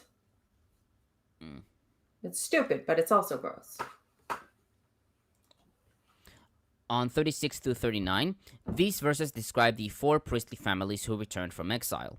Some commentators take the placement of the priests second to the layman people of Israel as emphasizing the laity's importance in EN. Eskenazi comments, quote, the 4 priestly families represent the most important and largest group of cult personnel. Although Jerusalem is not mentioned in the list, one expects the priests to settle there. Their number, at 4,289, is proportionately large, especially compared with the number of Levites. The reliability of this number, like others in this list, cannot be trusted. It exceeds what archaeologists consider the total number of inhabitants in Jerusalem during the Persian period, which studies estimate to be no more than a few hundred residents. At best, the numbers may represent generations of priests, not those first coming back from exile.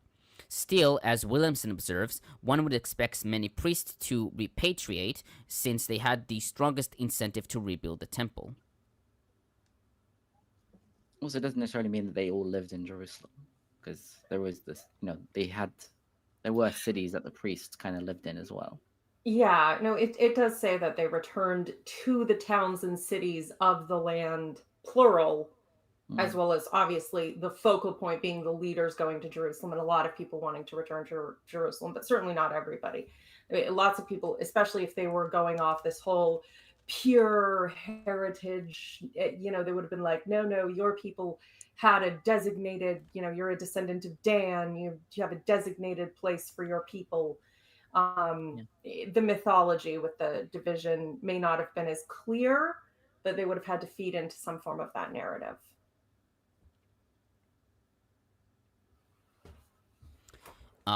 Okay, on 43 through 58, Becking comments, quote, "The last group of the cult personnel consists of two subgroups, Netinim, temple servants, and the Bnei Avdei Shlomo, descendants of the servants of Solomon.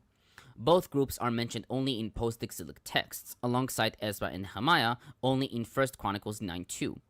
According to Ezra 8:20, David and the princes had given the Netinim on behalf of the Levites, an obvious anachronism.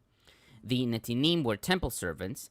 Their name means the given ones, which causes one to think that they are of non-Israelite, possibly Gibeonite, compare Joshua 9:27, origin, and were to be regarded as a sort of temple slaves.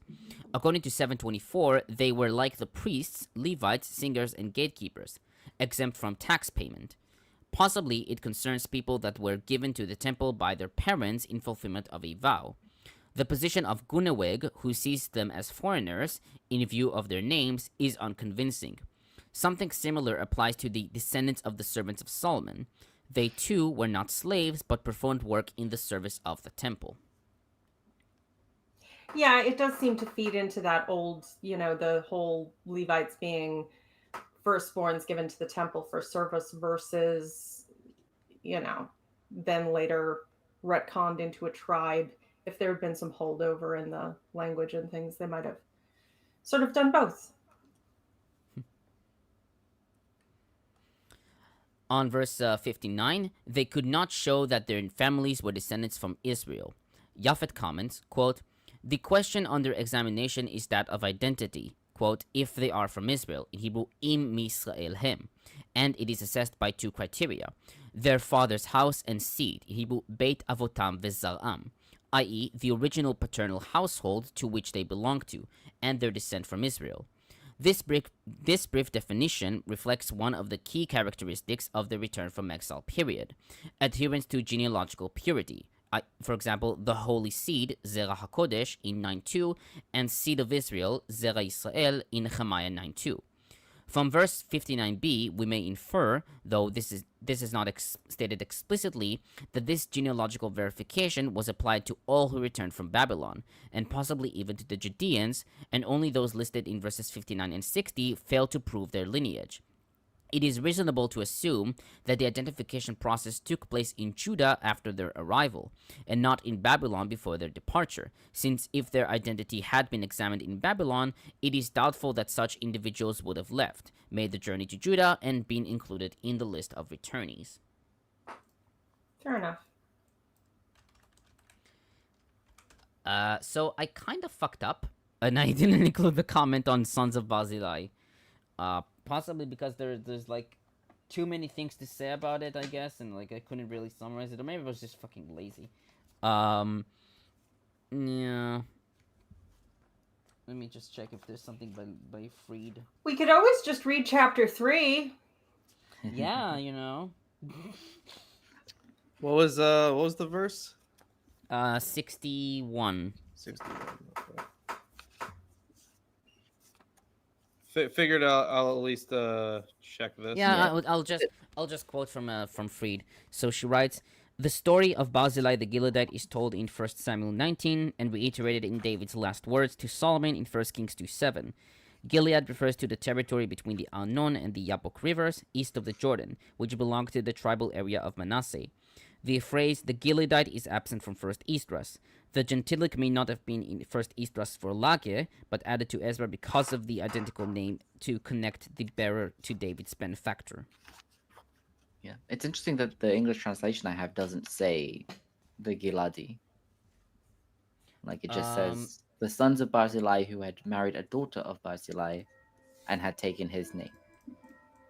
Oh, okay. Yeah, So let me this might have just been a check. case of where someone only has daughters and they get to. Yeah, but it doesn't say like who Yeah, married a I daughter think of Barzillai the Giladi. It's missing a whole word. I think it follows first Esdras maybe, because that it doesn't appear in first Esdras as well. So the JPS translation is based on the Septuagint in this case? No. I mean, yeah, kinda. I mean, it depends. So it's first Esdras. You could say that maybe. But I don't think it is widely accepted that this is that the reading of first Esdras is the accurate one. Oh, okay. Yeah, but it's interesting that the JPS would not use the Masoretic text as literally. Okay. Yeah. There is also an interesting note by Eskenazi. She writes, biological priestly ancestry is not in question. The challenge is the nature of affiliation, whether the family line is to be construed genealogically or genetically or socially. Genealogically speaking, the priestly male seed remains unaltered regardless of an acquired family name. But since the man legally joined another group, does he forfeit his own priestly line by foregoing the paternal association? The case demands clarification as to whether the essential qualifications for priesthood or membership in the community are biological or social. Unfortunately, a clear answer is not available, but the question raises a challenge to a simple biological interpretation of community.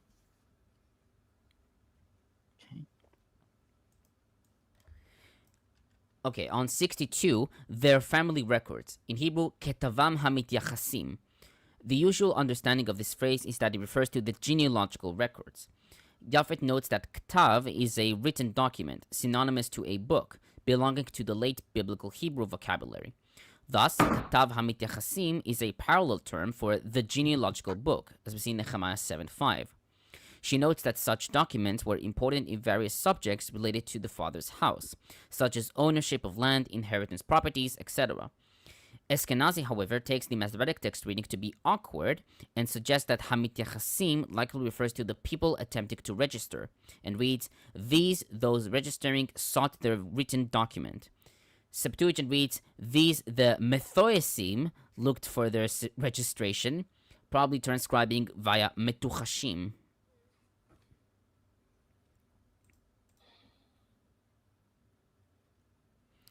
On verse 63, Tirshata.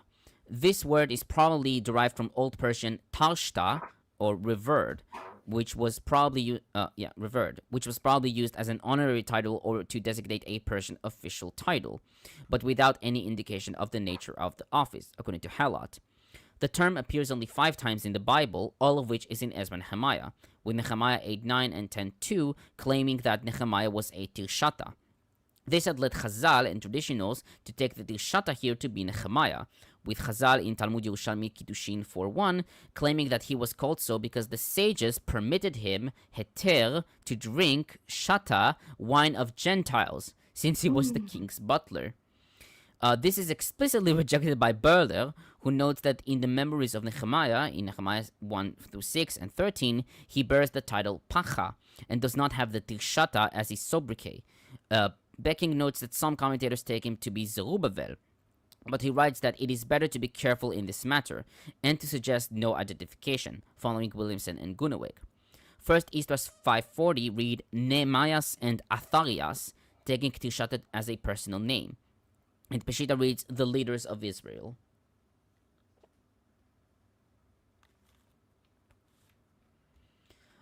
On the Urim and Thumim, according to Exodus 28:28-30 and Leviticus 8:8, these were items attached to the priest's garment or breastplate, in Hebrew choshen, used for inquiry of God, as we see in Numbers 27:21 and 1 Samuel 28:6. Chazal in Talmud Yomas 21b claimed that the Urim and Thumim were among the first temple objects no longer available in the Second Temple period, which leads Pseudo-Rashi to state that he cannot interpret this verse to mean until a priest arises from the Urim and Thumim. For the Urim and Thumim. Kimchi suggested reading until a priest who is fit for Urim and Thumim should appear, i.e. a qualified priest. Saadia and Ditrani claimed that the reference is to the Messiah, as specifically Elijah, who will wear the Urim and Thumim when he arrives. Other sources, however, claimed that the Urim and Thumim did exist during the Second Temple period. Josephus, in Antiquities 3:218, claimed that Urim and Thumim existed until 200 years before he wrote his work, i.e. until the death of John Hyrcanus in 104 BCE. Maimonides, in Mishneh Torah Chosen Temple 4.1, wrote that the Urim and Thumim did exist in the Second Temple, but did not answer with the Holy Spirit, and questions were not asked of them. They were only made to fulfill the requirement of 8 garments for the high priest. Eskenazi notes Williamson's opinion that the Urim and Thumim refers to the time when proper cultic life would be reconstituted, rather than to the object itself. Thus, Urim and Thumim expresses re-establishing proper priestly authority. She notes that a similar sense can be inferred from 1 Esdras 5:40, which refers to a future high priest wearing the revelation and faithfulness. Other translations omit the reference to the Urim and Thumim. Septuagint reads, until a priest should arise for the things that enlighten and the things that are flawless. Vulgate, till there arose a priest learned and perfect. And Peshitta, until a great priest would arise and he would inquire and he would see.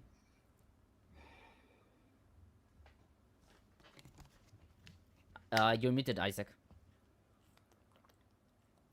Yeah, I think you meant John Hyrcanus. Hyrcanus, I don't know. That's how it's pronounced in English. Hyrcanus, I don't know. Yeah, Hyrcanus it's or not something like Hyrcanus. that. Yeah. Yeah, Yeah, Hyrcanus. Yeah, Hyrcanus, Yeah. Hyrcanus, you know. Hyrcanus. Homer, Hebrew, you it's are giving me Hyrcanus. a worse headache than I already have, and that is saying something. Stop it. What do you want me to do? I mean, English is hard. Yeah, quit bitching about it. No, that's my You can bitch about it next time. You've used up your quota of bitching about it for this time. Oh, I have a quota now. Okay. Yes. Okay. It's okay. on I'll six- bitch for you. I don't have a quota. Yeah, very good. I On will 60. find you and spank you with your own sword. Okay. That sounds great. Don't threaten me with a good time. Yeah. Okay, on 65, besides the 7,337 males and female slaves, the number of slaves returning with the exiled Judeans seems too high. Yeah. Japhet notes that based on other witnesses from the period, Haggai, Zechariah, and Nehemiah, the economic condition in the Judean province was terrible, so much so that in the Levites' prayer, the Judeans described their condition as slavery, as we see in Nehemiah 9:36 and 37. This economic stress caused the Judeans to sell their children to slavery in Nehemiah 5:5, and Judeans who were sold to foreigners were redeemed by their returnees in 5:8. These data cannot be reconciled with the vast number of slaves given here. She writes that it is unclear what is the origin of the slave population, either Israelite or foreigners, and if they were associated to the fathers' houses given in this list. She writes, quote, since slaves are not mentioned anymore in Ezra-Nehemiah as being part of Judean society, the question whether this description represents a historical reality or portrays wishful thinking and utopian ambitions remains unsolved.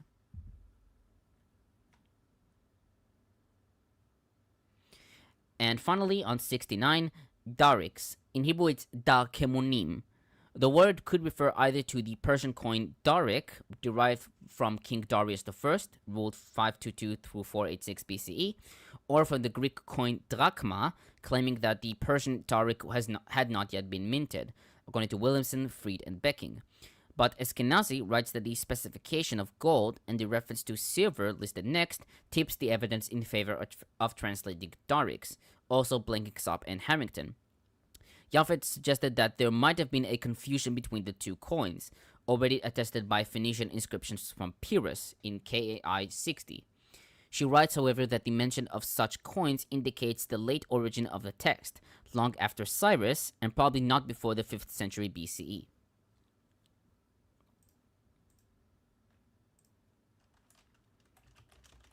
Now, ancient Christians. Ah. So, B writes that not only those who had migrated from Judah to Babylon belonged to Judah, but also those who were born in Babylon from their stock, because even though they were bodily born in Babylon, they longed for Judah and Jerusalem. Jerusalem signifies the universal state of the Holy Church, which is all over the world, while the towns, which belong to Jerusalem, signify each of the virtues of the faithful. Oh, this is really some City of God level bullshit. So I have this book here that talks about this idea of like taking Israel or Jerusalem as like the whole church community. It's I haven't, I flipped through it, but I have yet to read the full thing. So this is, let's see, from Peter Richardson, Israel in the Apostolic Church. So that's kind of like the whole purpose of this book, is examining exactly that. And it seems to go back to the. I mean, I'm sure that there is some biblical justification, right? But at least when it comes to the church fathers, it goes back to people like Justin Martyr. Church fathers. Up to 160 CE. Okay. So yeah, it was started pretty early. Quite a lot of talk about it. And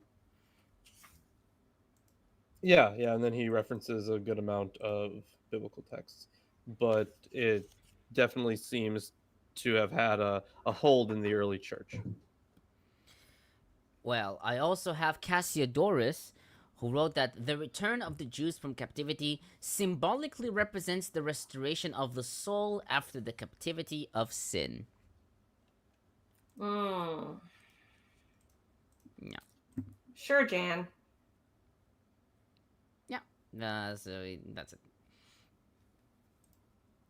Yeah, having lived through the freedom from the captivity of sin. Yeah, this is bullshit. It's just slavery and fear-mongering. Are we ready then to move to chapter 3? Oh, please. Sure. For fuck's sake, please. Oh, for fuck's sake.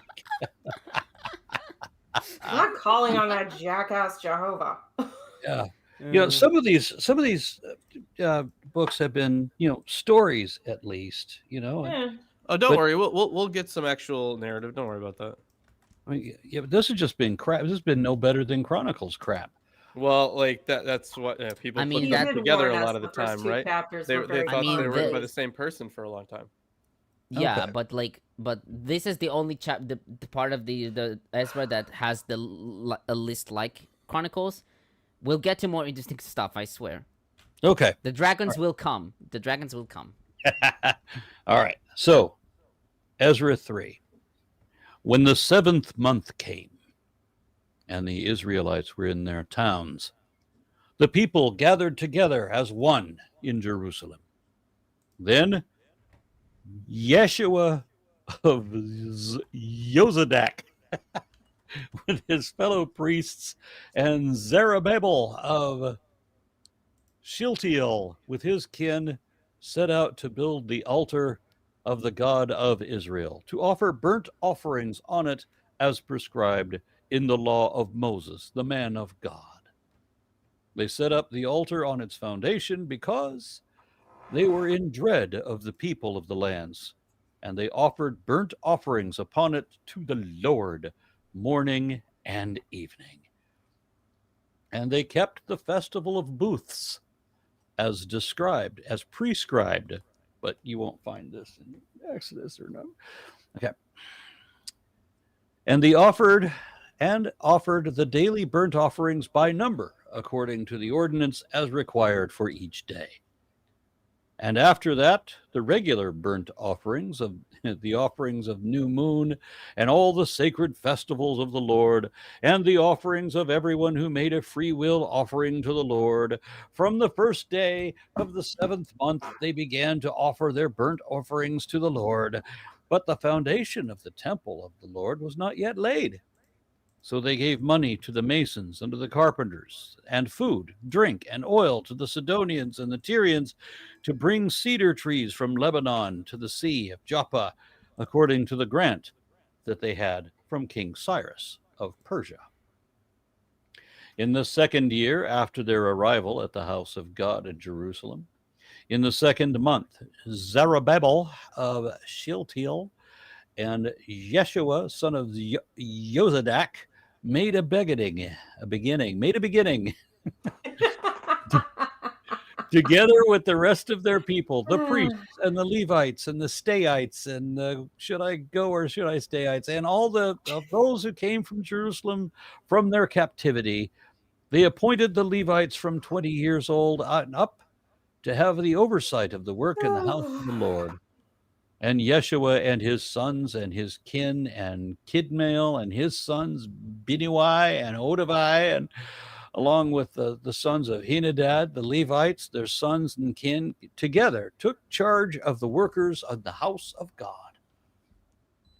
When the builders laid the foundation of the temple of the Lord, the priests in their vestments were stationed to praise the Lord with trumpets, and the Levites, the sons of Asaph, and with cymbals, according to the directions of King David of Israel. And they sang responsibly, praising and giving thanks to the Lord. For he is good and he is steadfast. Love endures forever toward Israel. And all the people responded with great shout, yea, when they praised the Lord, because the foundation of the house of the Lord had been laid. But many of the priests and the Levites and the heads of the families, old people who had seen the first house on its foundations, wept with a loud voice when they saw this house, though many shouted aloud for joy, so that the people could not distinguish the sound of the joyful shout from the sound of the people's weeping. There's something up with your mic, Arn. Yeah, just a second. Just wait Yeah, a you second. just went a bit glitchy underwater for half a second. No. But Yeah, it's just StreamYard. Go on. Okay. No, I think it's fine. Yeah. But many of the priests and Levites and heads of families, old people who had seen the first house on its foundations, wept with a loud voice when they saw this house, though many shouted with joy, so that the people could not distinguish the sound of the joyful shout from the sound of the people's weeping. For the people shouted so loudly that the sound was heard far away. Yeah, So, the old people whining that it ain't as good as it used to be, is that what it is? Kind of. I mean, you could say that's the that. narrative we were given. That's what old people do, isn't it? Yeah. I mean, that's the also the rabbinic tradition that the second temple is inferior to the first temple, because again, it was made by a Persian king and not by Judeans. So Well, because we have to imagine and that Herod. Solomon really was the richest and wisest and most renowned king ever made, which is complete and utter bullshit, but whatever. So he would have naturally have had to have made the most superior temple. Admittedly, it could have just legitimately been like crying to see the restoration, and people get emotional, and there can be happy tears and somewhat dramatic tears as well. But yeah, What the did narrative that is first temple definitely look like? bitching. In reality or in the fantasy of the Bible? Let's go with the fantasy first, so I get some And what perspective on this. from the descriptions given in the Bible, it seems to have been a lot smaller than the second temple and more basic. I thought I at read least this. at least for the second temple, they tried, right? So they had like the music to go along with it. They got the oh, hello Kitty. They are doing the sacrifices to go along with it. So they are trying. They're putting on a good show. Yeah. Right? I mean, you can I mean, imagine that- at this event, it would have literally just been an altar in the middle of a ruin. Probably. Right, because they're just laying the foundation. Like the temple is this is breaking ground, first line, cornerstone setting. Look at this guy. Look at this guy. He's such a baby. Oh my god. And the ruins would only be like 70 years old. At this point. Yeah, but they were pretty bashed up. It wasn't like age was what took out the temple.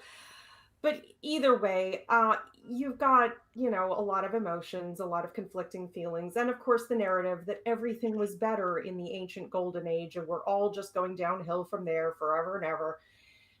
Whining. Fucking whining. Though Fried does have an interesting opinion that the tears actually may have been a part of a prescribed lamentation rites traditionally conducted for a former temple. And she notes that there is the ancient Near Eastern Kalu ritual for building a temple when an old one lies in ruins. I can see that. Yeah. They have a tradition for that. They do. You could say that. I mean, They have a no. tradition for the first and only temple. No. never lay in ruin. It's a tradition for the building of a temple on top Yes. of the ruins of a previous temple. So tearing down temples happen a lot there in that region of the world. But they only had one. Well, yeah, the Jews only had one, but all the neighbors didn't. Well, and the Yeah, Jews they'll tore both- everybody else's temple down. And they Well, the tore thing each is, other's they were temples probably down allowed at to their own. rebuild those too. Nobody can be relied upon to destroy the sacred more than the true believer.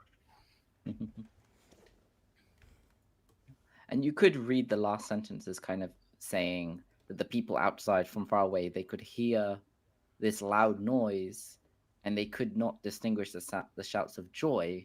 So even though there was people shouting in joy and people shouting in weeping, to the people far away, they only heard weeping and shouting. Cacophony. Yeah. There's so much hair everywhere. Holy shit. Quit whining. You have a fur baby. That's Snuggle what your fur baby. I did. And then my Good. back I mean- started hurting. Though it should be Lawrence. noted that Lawrence, how many cats you have? Two cats and a Two. dog. Okay, I have 3 cats and 6 dogs. And like a bajillion snakes. Yeah, my vacuum committed suicide. though it should be noted that in first Esdras 5:64 and 65, it's actually more grandeur, or as I like Eskenazi's Eskenazi calls it, even noisier. It reads, while many came with trumpets and a joyful noise, so that the people could not hear the trumpets because of the weeping of the people, for the multitude sounded the trumpets loudly. Basically, they were having a lot of feelings.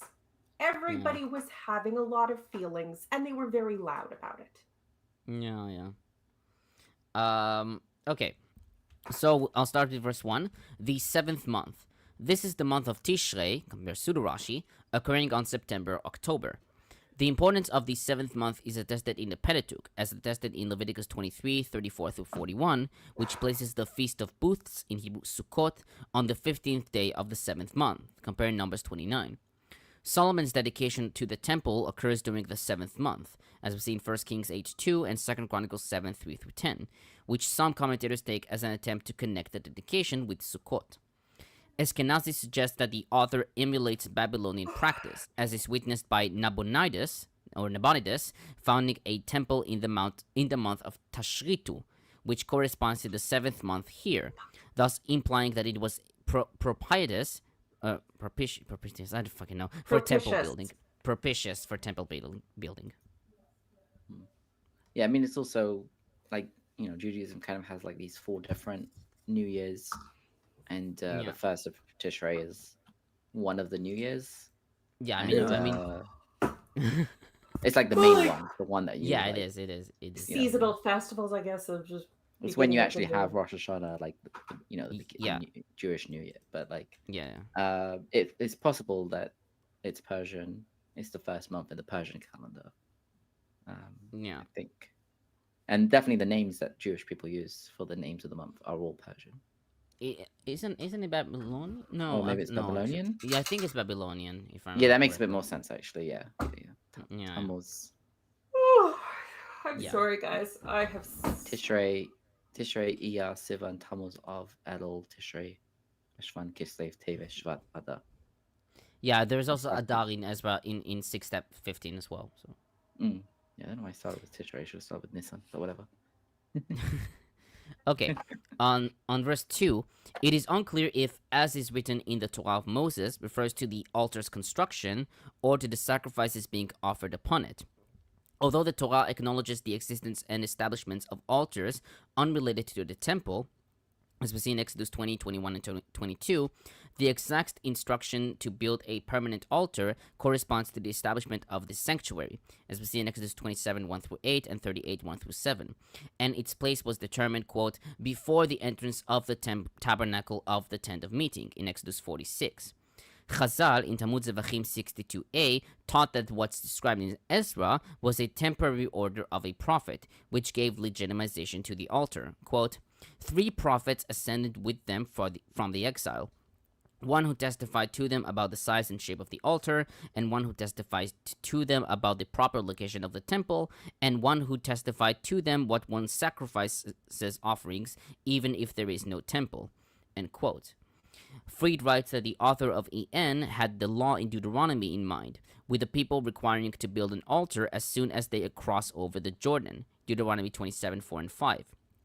She writes that building an altar without a temple suggests a later redaction of the Deuteronomistic passage. And Japhet comments, quote, "While the offering of burnt sacrifices is indeed as is written, the construction of an altar before the temple was built and before the precise location of the altar was determined does not align with the explicit instructions of the Torah. Indeed, Haggai harshly criticizes the altar and the sacrifices offered upon it in Haggai 2:14. According to Haggai, during this period, the people were in a state of corpse impurity, in Hebrew tamei nefesh, in verse 13, and the corpse by which they are defiled is the ruined temple. Therefore, as long as the temple remains unbuilt, all the sacrifices the people offer on the altar are impure. This view was likely not held by Haggai alone, and it is possible that the strong emphasis in our verse, that everything was done as written in the Torah of Moses, the man of God, is a reaction to the negative position regarding the altar built before the temple.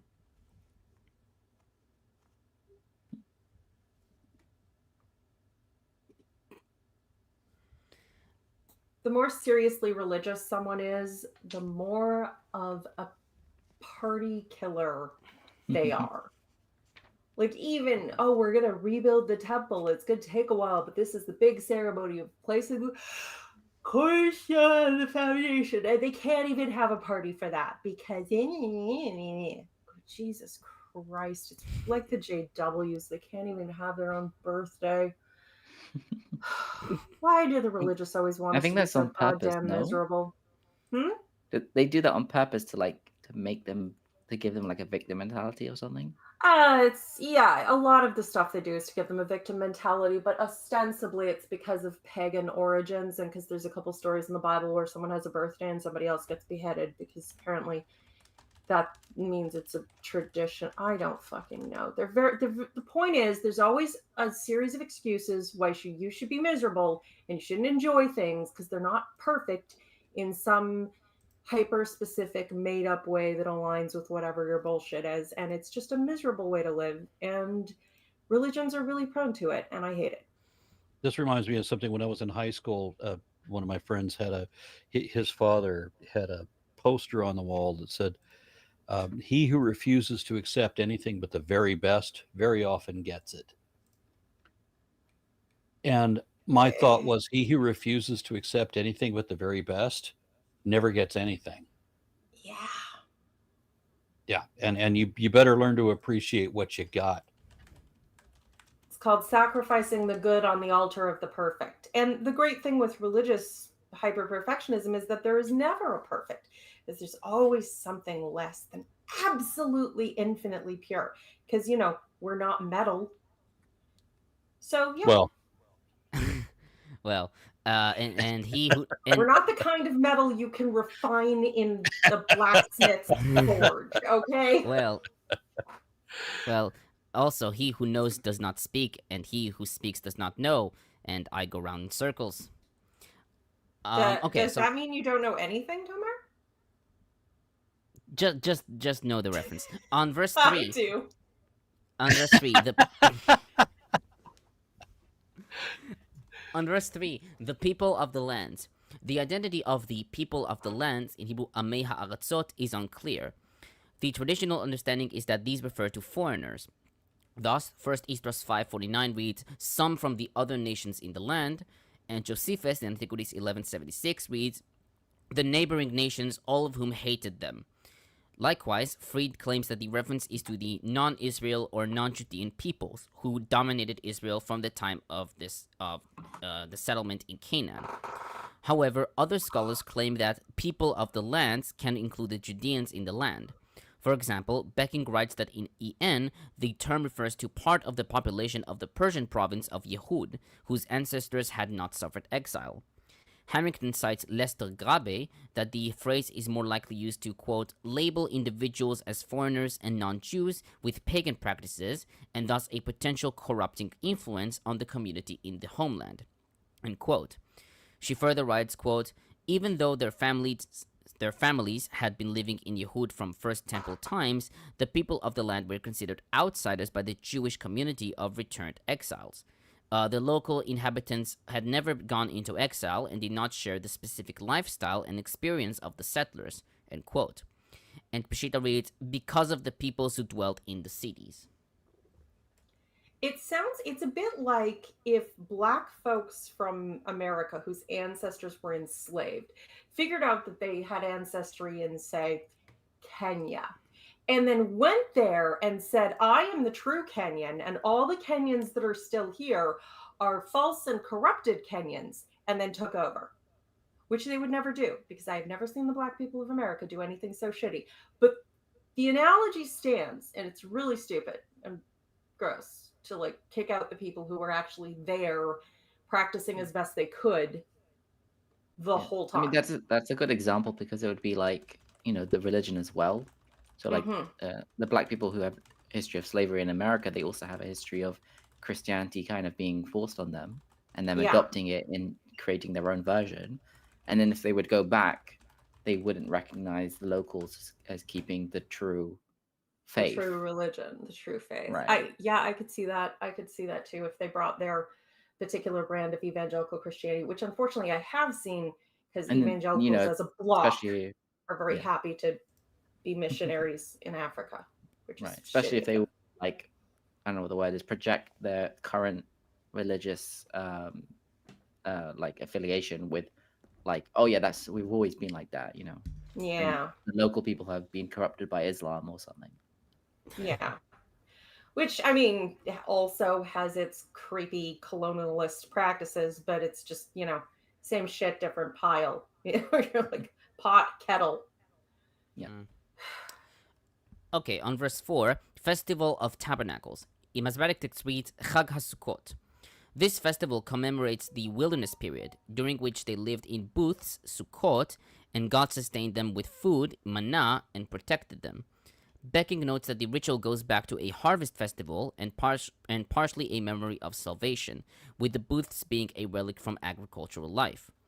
Numbers 29:12-38 provides a detailed description of how the festival is to be celebrated, which, if we assume was part of the priestly source, then the text there describes the post-exilic form of celebration. A shorter, possibly pre-exilic description is found in Deuteronomy 16:13-15. Eskenazi notes that the emphasis on daily sacrifice here reflects the book of Numbers, in contrast to Nehemiah 8, which emphasizes reading the Torah, as per Deuteronomy 31:10, and the building of booths, as per Leviticus 23:39-43. She notes that the differences between Ezra 3 and Nehemiah 8 have contributed to theories about the formation of the Torah, as well as the history of this festival. Fried writes that if Nehemiah 8 is based on the traditions of Deuteronomy, and Ezra 3 on traditions expressed in Numbers, then the different authors had different holiday traditions, and the traditions have not yet been combined. It is interesting because, reading in the Torah about the attempt to, they talk about the Feast of Unleavened Bread and Passover as if it's one larger thing. And you can see still in these, later in the book, but not necessarily written later books, there's moments where there's a very clear distinction is left over in the text and can be inferred from it. Oh my gosh, I'm just sorry, guys. I have the worst headache today. I don't know how much longer I can pretend to be rational. Damn it, Aaron, why did you do that? I have that effect on women.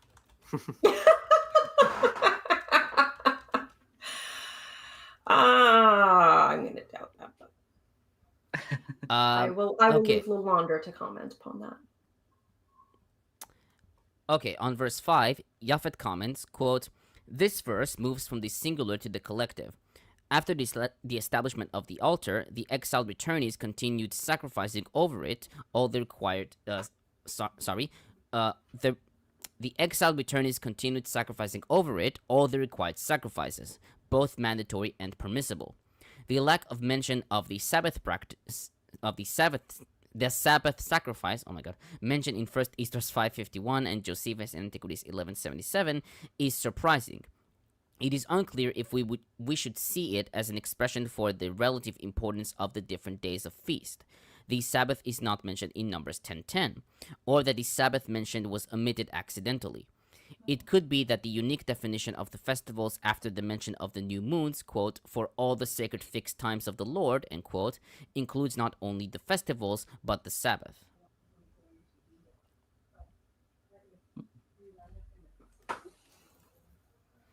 On verse 6, the foundation of the Lord's temple. In Hebrew, Heichal Yehovah. The word Heichal in the Hebrew Bible can refer to a palace, a temple, or to the main room of the Temple of Jerusalem, between What the was that? Ulam and the The word for hoo-ha means what?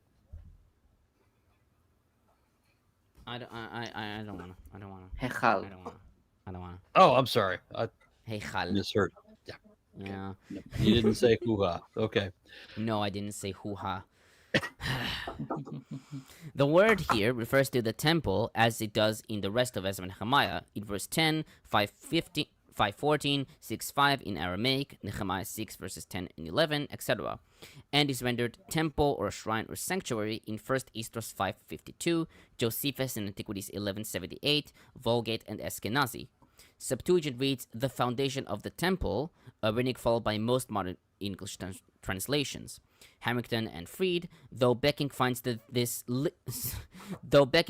quote a little too strong translation, end quote, for the temple of Yahweh.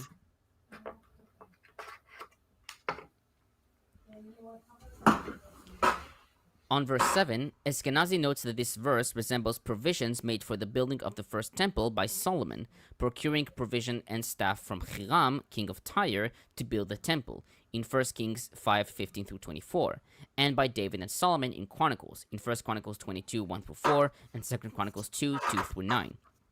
She writes that the details most likely reflect common traditions about the first temple, as well as actual commercial realities in which Sidon and Tyre provided timber and skilled personnel for building. Moreover, Japhet notes that the description given here, which creates, quote, an atmosphere of perfection, contrasts with Haggai and Zechariah's descriptions of the period before the temple's construction, including harsh drought that severely damaged crops and causing starvation among the Judeans, in Haggai 1 verses 6, 10, and 11, 2, 16 through 17, and Zechariah 8, 10 through 12. She writes, quote, how could the Judeans pay for the Tyrians and Sidonians with vast sums of food, drink, and oil in exchange for the expensive cedar wood? Haggai indeed urges the Judeans, quote, go up the hills and get timber and rebuild the house, end quote, in Haggai 1:8. If the Judeans already had cedar wood purchased in Lebanon, why was there any need to bring much simpler wood from the Judean hills? Moreover, in Cyrus's decree, in Hebrew Rishon Koresh, there is no mention of cedar wood or of any negotiation between Tyre and Sidon. Cyrus's memorandum describes the construction method of the temple: 3 courses of stone and 1 of timber in 6:4, with no hint of the celebration cedar paneling described in the construction of the first temple. The description before us is a literary creation, intended to liken the second temple with the first, and bears no relation with the historical reality of the return from exile period.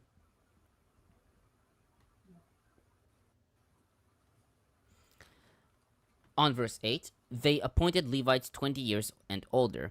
This is the only mention in Ezra-Nehemiah of the determining age for the Levites to work in the temple. The Bible gives various ages for the determining age for the Levites, such as 20, as we see in 1 Chronicles 23, 24 through 27, 2 Chronicles 31, 20, and 17, and age 25 in Numbers 8:24, and 30 in Numbers 4:43, and 1 Chronicles 23, 1 through 4. Japhet writes that the age of the Levites given in this verse should indicate a later development, reflecting the realistic data of the post-exilic period. Harrington writes that the number is reduced in post-exilic times, probably because of the few Levites who returned from Babylon, 240 through 42, with 341 Levites against 4,000 priests. I mean, that's the verse in Ezra, not the number. I did have one question. Aaron, when you were reading the chapter, you said like Zerubbabel of Shealtiel and Yeshua of Yozadak. Is that like a Christian like thing because they didn't want? Is Zerubbabel the son of Shealtiel in the gospel? Well, I mean, this isn't. We're a ways from the Gospels yet. Yeah, but yeah, Zerubbabel, but Matthew copied some of this stuff into his Yeah. No, it's just when I heard Aaron read Zerubbabel of Shealtiel and Yeshua of Yosadak, I was like, my Yeah, translation says so in verse- Zerubbabel, son of Shealtiel. After the Babylonian exile, Jeconiah begat Salatiel. Salatiel begat Zerubbabel. That's in okay, Matthew. so it's pretty much Matthew the 1. same name, right? Hmm. Like that is the same name, Shealtiel, and what did you read? Shealtiel. Salatiel. Yeah, I mean, It's probably the same name. Yeah, Probably. I noticed that like in the genealogy of Zerubbabel, it appears in Jesus' genealogy. So there would be no reason for Christians to be like, oh, it doesn't mean the son of Shealtiel. It means he was from this place called Shealtiel. Well, that depends. I mean, the 8th verse does explicitly say "son of." Oh, it does. Okay. Yeah, the second verse does as well. Oh, okay. So maybe I just misheard. I heard you say. I may have said it. I may have missed the word okay. "son." Yeah. Oh, okay. Oh, right. 'Cause you just skipped one word. Okay. I thought maybe that was It does get a little like Christian repetitive after a translation while. thing. Okay. Yeah. That's true. Yeah. On verse 9, Fried notes that the Levitical names Jeshua, Kadmiel, Hodavia, with Judah here probably referring to Hodavia, according to Eskenazi, Harrington, and Japhet, appears in almost every list of the Levites in Ezra-Nehemiah, as we see in 240, Nehemiah 7:43, 9, 4, and 5, 10 verses 10 and 11, etc. She writes that this appears to be a stereotypical list of Levitical names, and the exact origin and reason for their mention is unclear. She suggested that it was derived from the list of signers to the Amana in Nehemiah 10, since that is the only place where Jeshua is given a patronym. If this is the origin of the list, then it doesn't belong here, and probably does not belong anywhere except in Nehemiah 10. Thus, it corroborates the suggestion that these verses were written solely to introduce the foundation laying ceremony.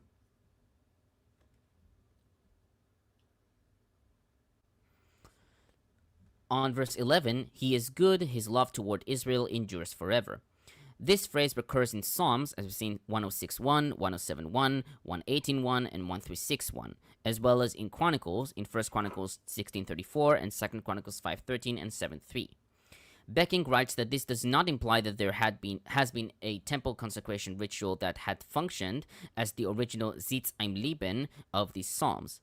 Eskenazi notes that these specific psalms do not name David in their superscription, Yeah, though it's writes that Zitzim Leben. Zitzim-Leben, It's a setting in life, yeah, like historical context. Though writes that the expression here refers to a type of psalm attributed to David, rather than to any one particular canonical psalm. Contra Gersonides, who claimed that this refers to Psalms 136.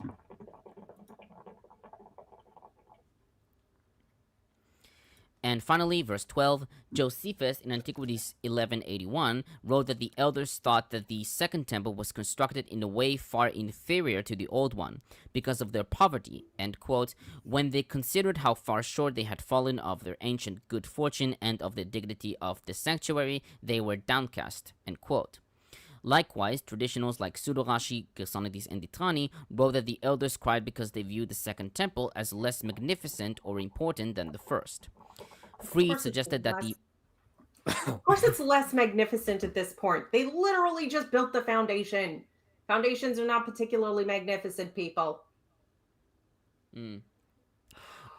Fried suggested that the whipping may have been part of a prescribed lamentation rites, traditionally conducted for a former temple, while a new temple is being built. She compares it with the ancient Near Eastern Kalu ritual for building a temple when an old one lies in ruins. Eskenazi, however, writes that the account here is shorn of explicit ritual association for tears. Some commentators, like Williamson and Japhet, take the description in verses 12 to 13 to be inspired by Haggai 2:3. Quote, "Who is there left among you who saw the house and in its former splendor? How does it look now? It must seem like nothing to you."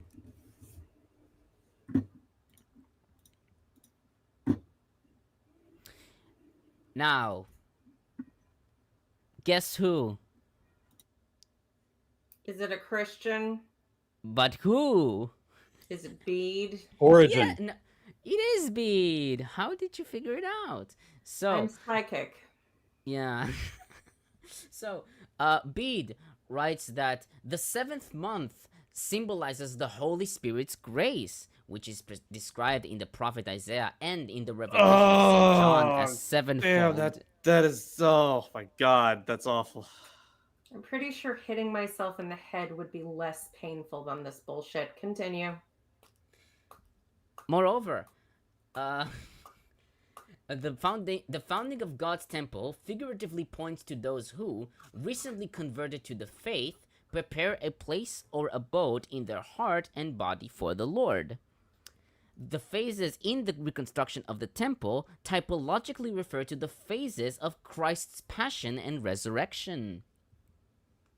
Oh, good. The torture porn. If you're going to prepare a place, if you're going to prepare a place in your body for the Lord, no, does that involve an enema? Probably. He does tend to want to come inside you, and you would frequently be bowing and or kneeling at the time. And he does want to fill you with his Holy Spirit. I'm not sure. I don't know. I think Jesus is a bottom because he says, Satan, get behind me. And Jesus is absolutely a bottom. Jesus is major bottom energy. But I think God is insecure about that. And so he tries to play act dominant. It's like those really insecure, ugly, sad alpha males that are like, I'm the manliest man who ever manned. And we're all looking at them going, oh, honey. No. I'm done, by the way. Oh my Okay, God, good. Yes.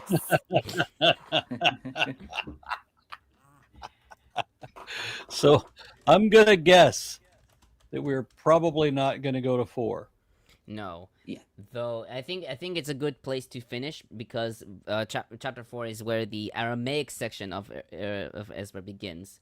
So this means that I will be kind of useless. Oh, so this is a different language. They're literally changing the language at this point. So this is a new. Wait, wasn't there already a part that was in Aramaic? No.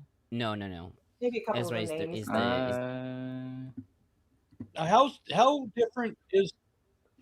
How different is Aramaic from Hebrew? I mean, isn't it like Portuguese from Spanish? No, it is very different. I mean, if I can't read it, then it's definitely related. It's like one of the closest languages, but for sure for modern Hebrew, it's very different. And it's a lot of like Portuguese and French, like adjacent, but it's not really too terribly useful in understanding each other. Yeah. Okay. There's a lot of cognates. There are a lot of if you know which letters represent what other letters, then you can see it a lot. For example, in Hebrew, every letter that has a sh sound in Aramaic would probably have a t sound. So shadosh is 3 in Hebrew, and in Aramaic it would probably be more like talata, which is very similar to Arabic as well, by the way, but it's not. It's a different. Okay.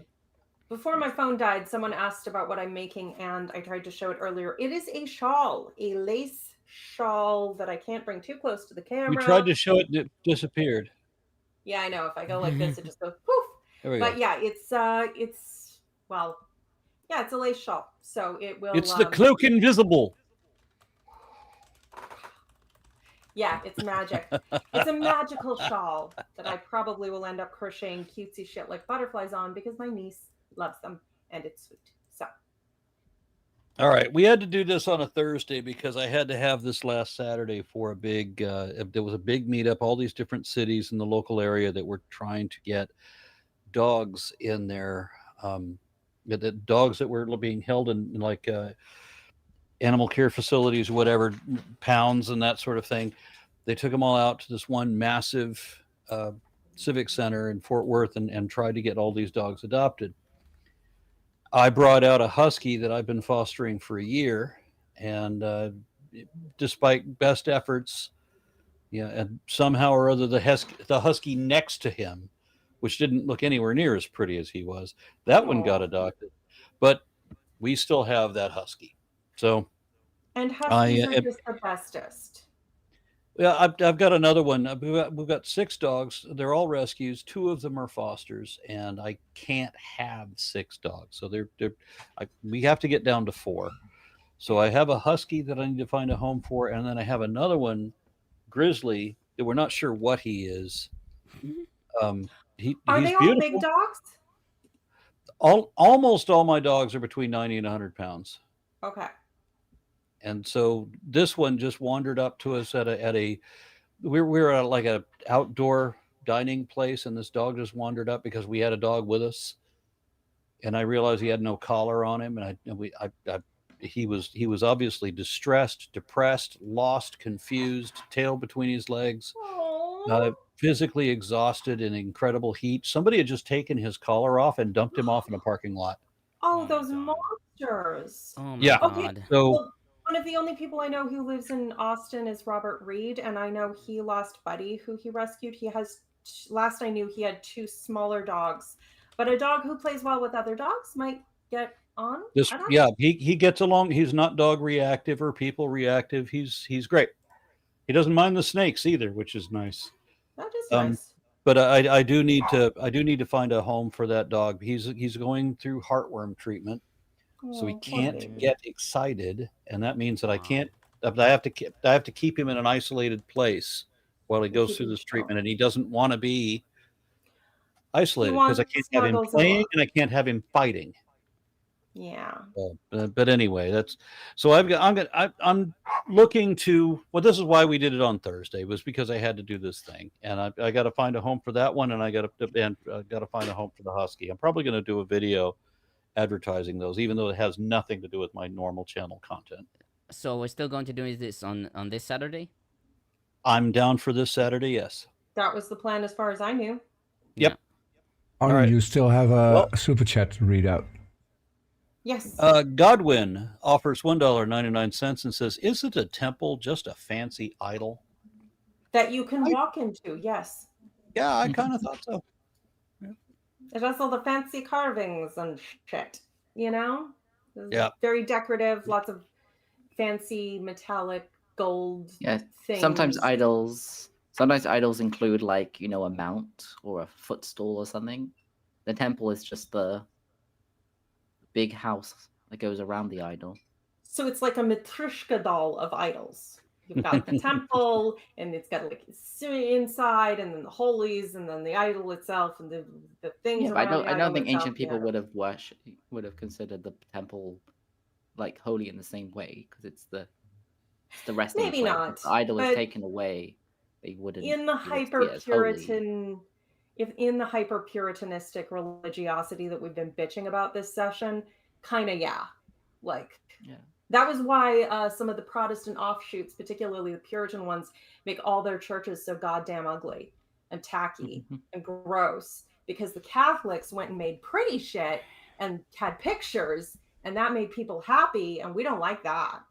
Yeah. In Judaism, like the pictures and statues and stuff would be considered idols. Yeah. But just having decorations in the building itself isn't an idol. You could think of it as something that is revered but not worshipped. It's so is there going to be any comments on dueling discords? Dueling discords?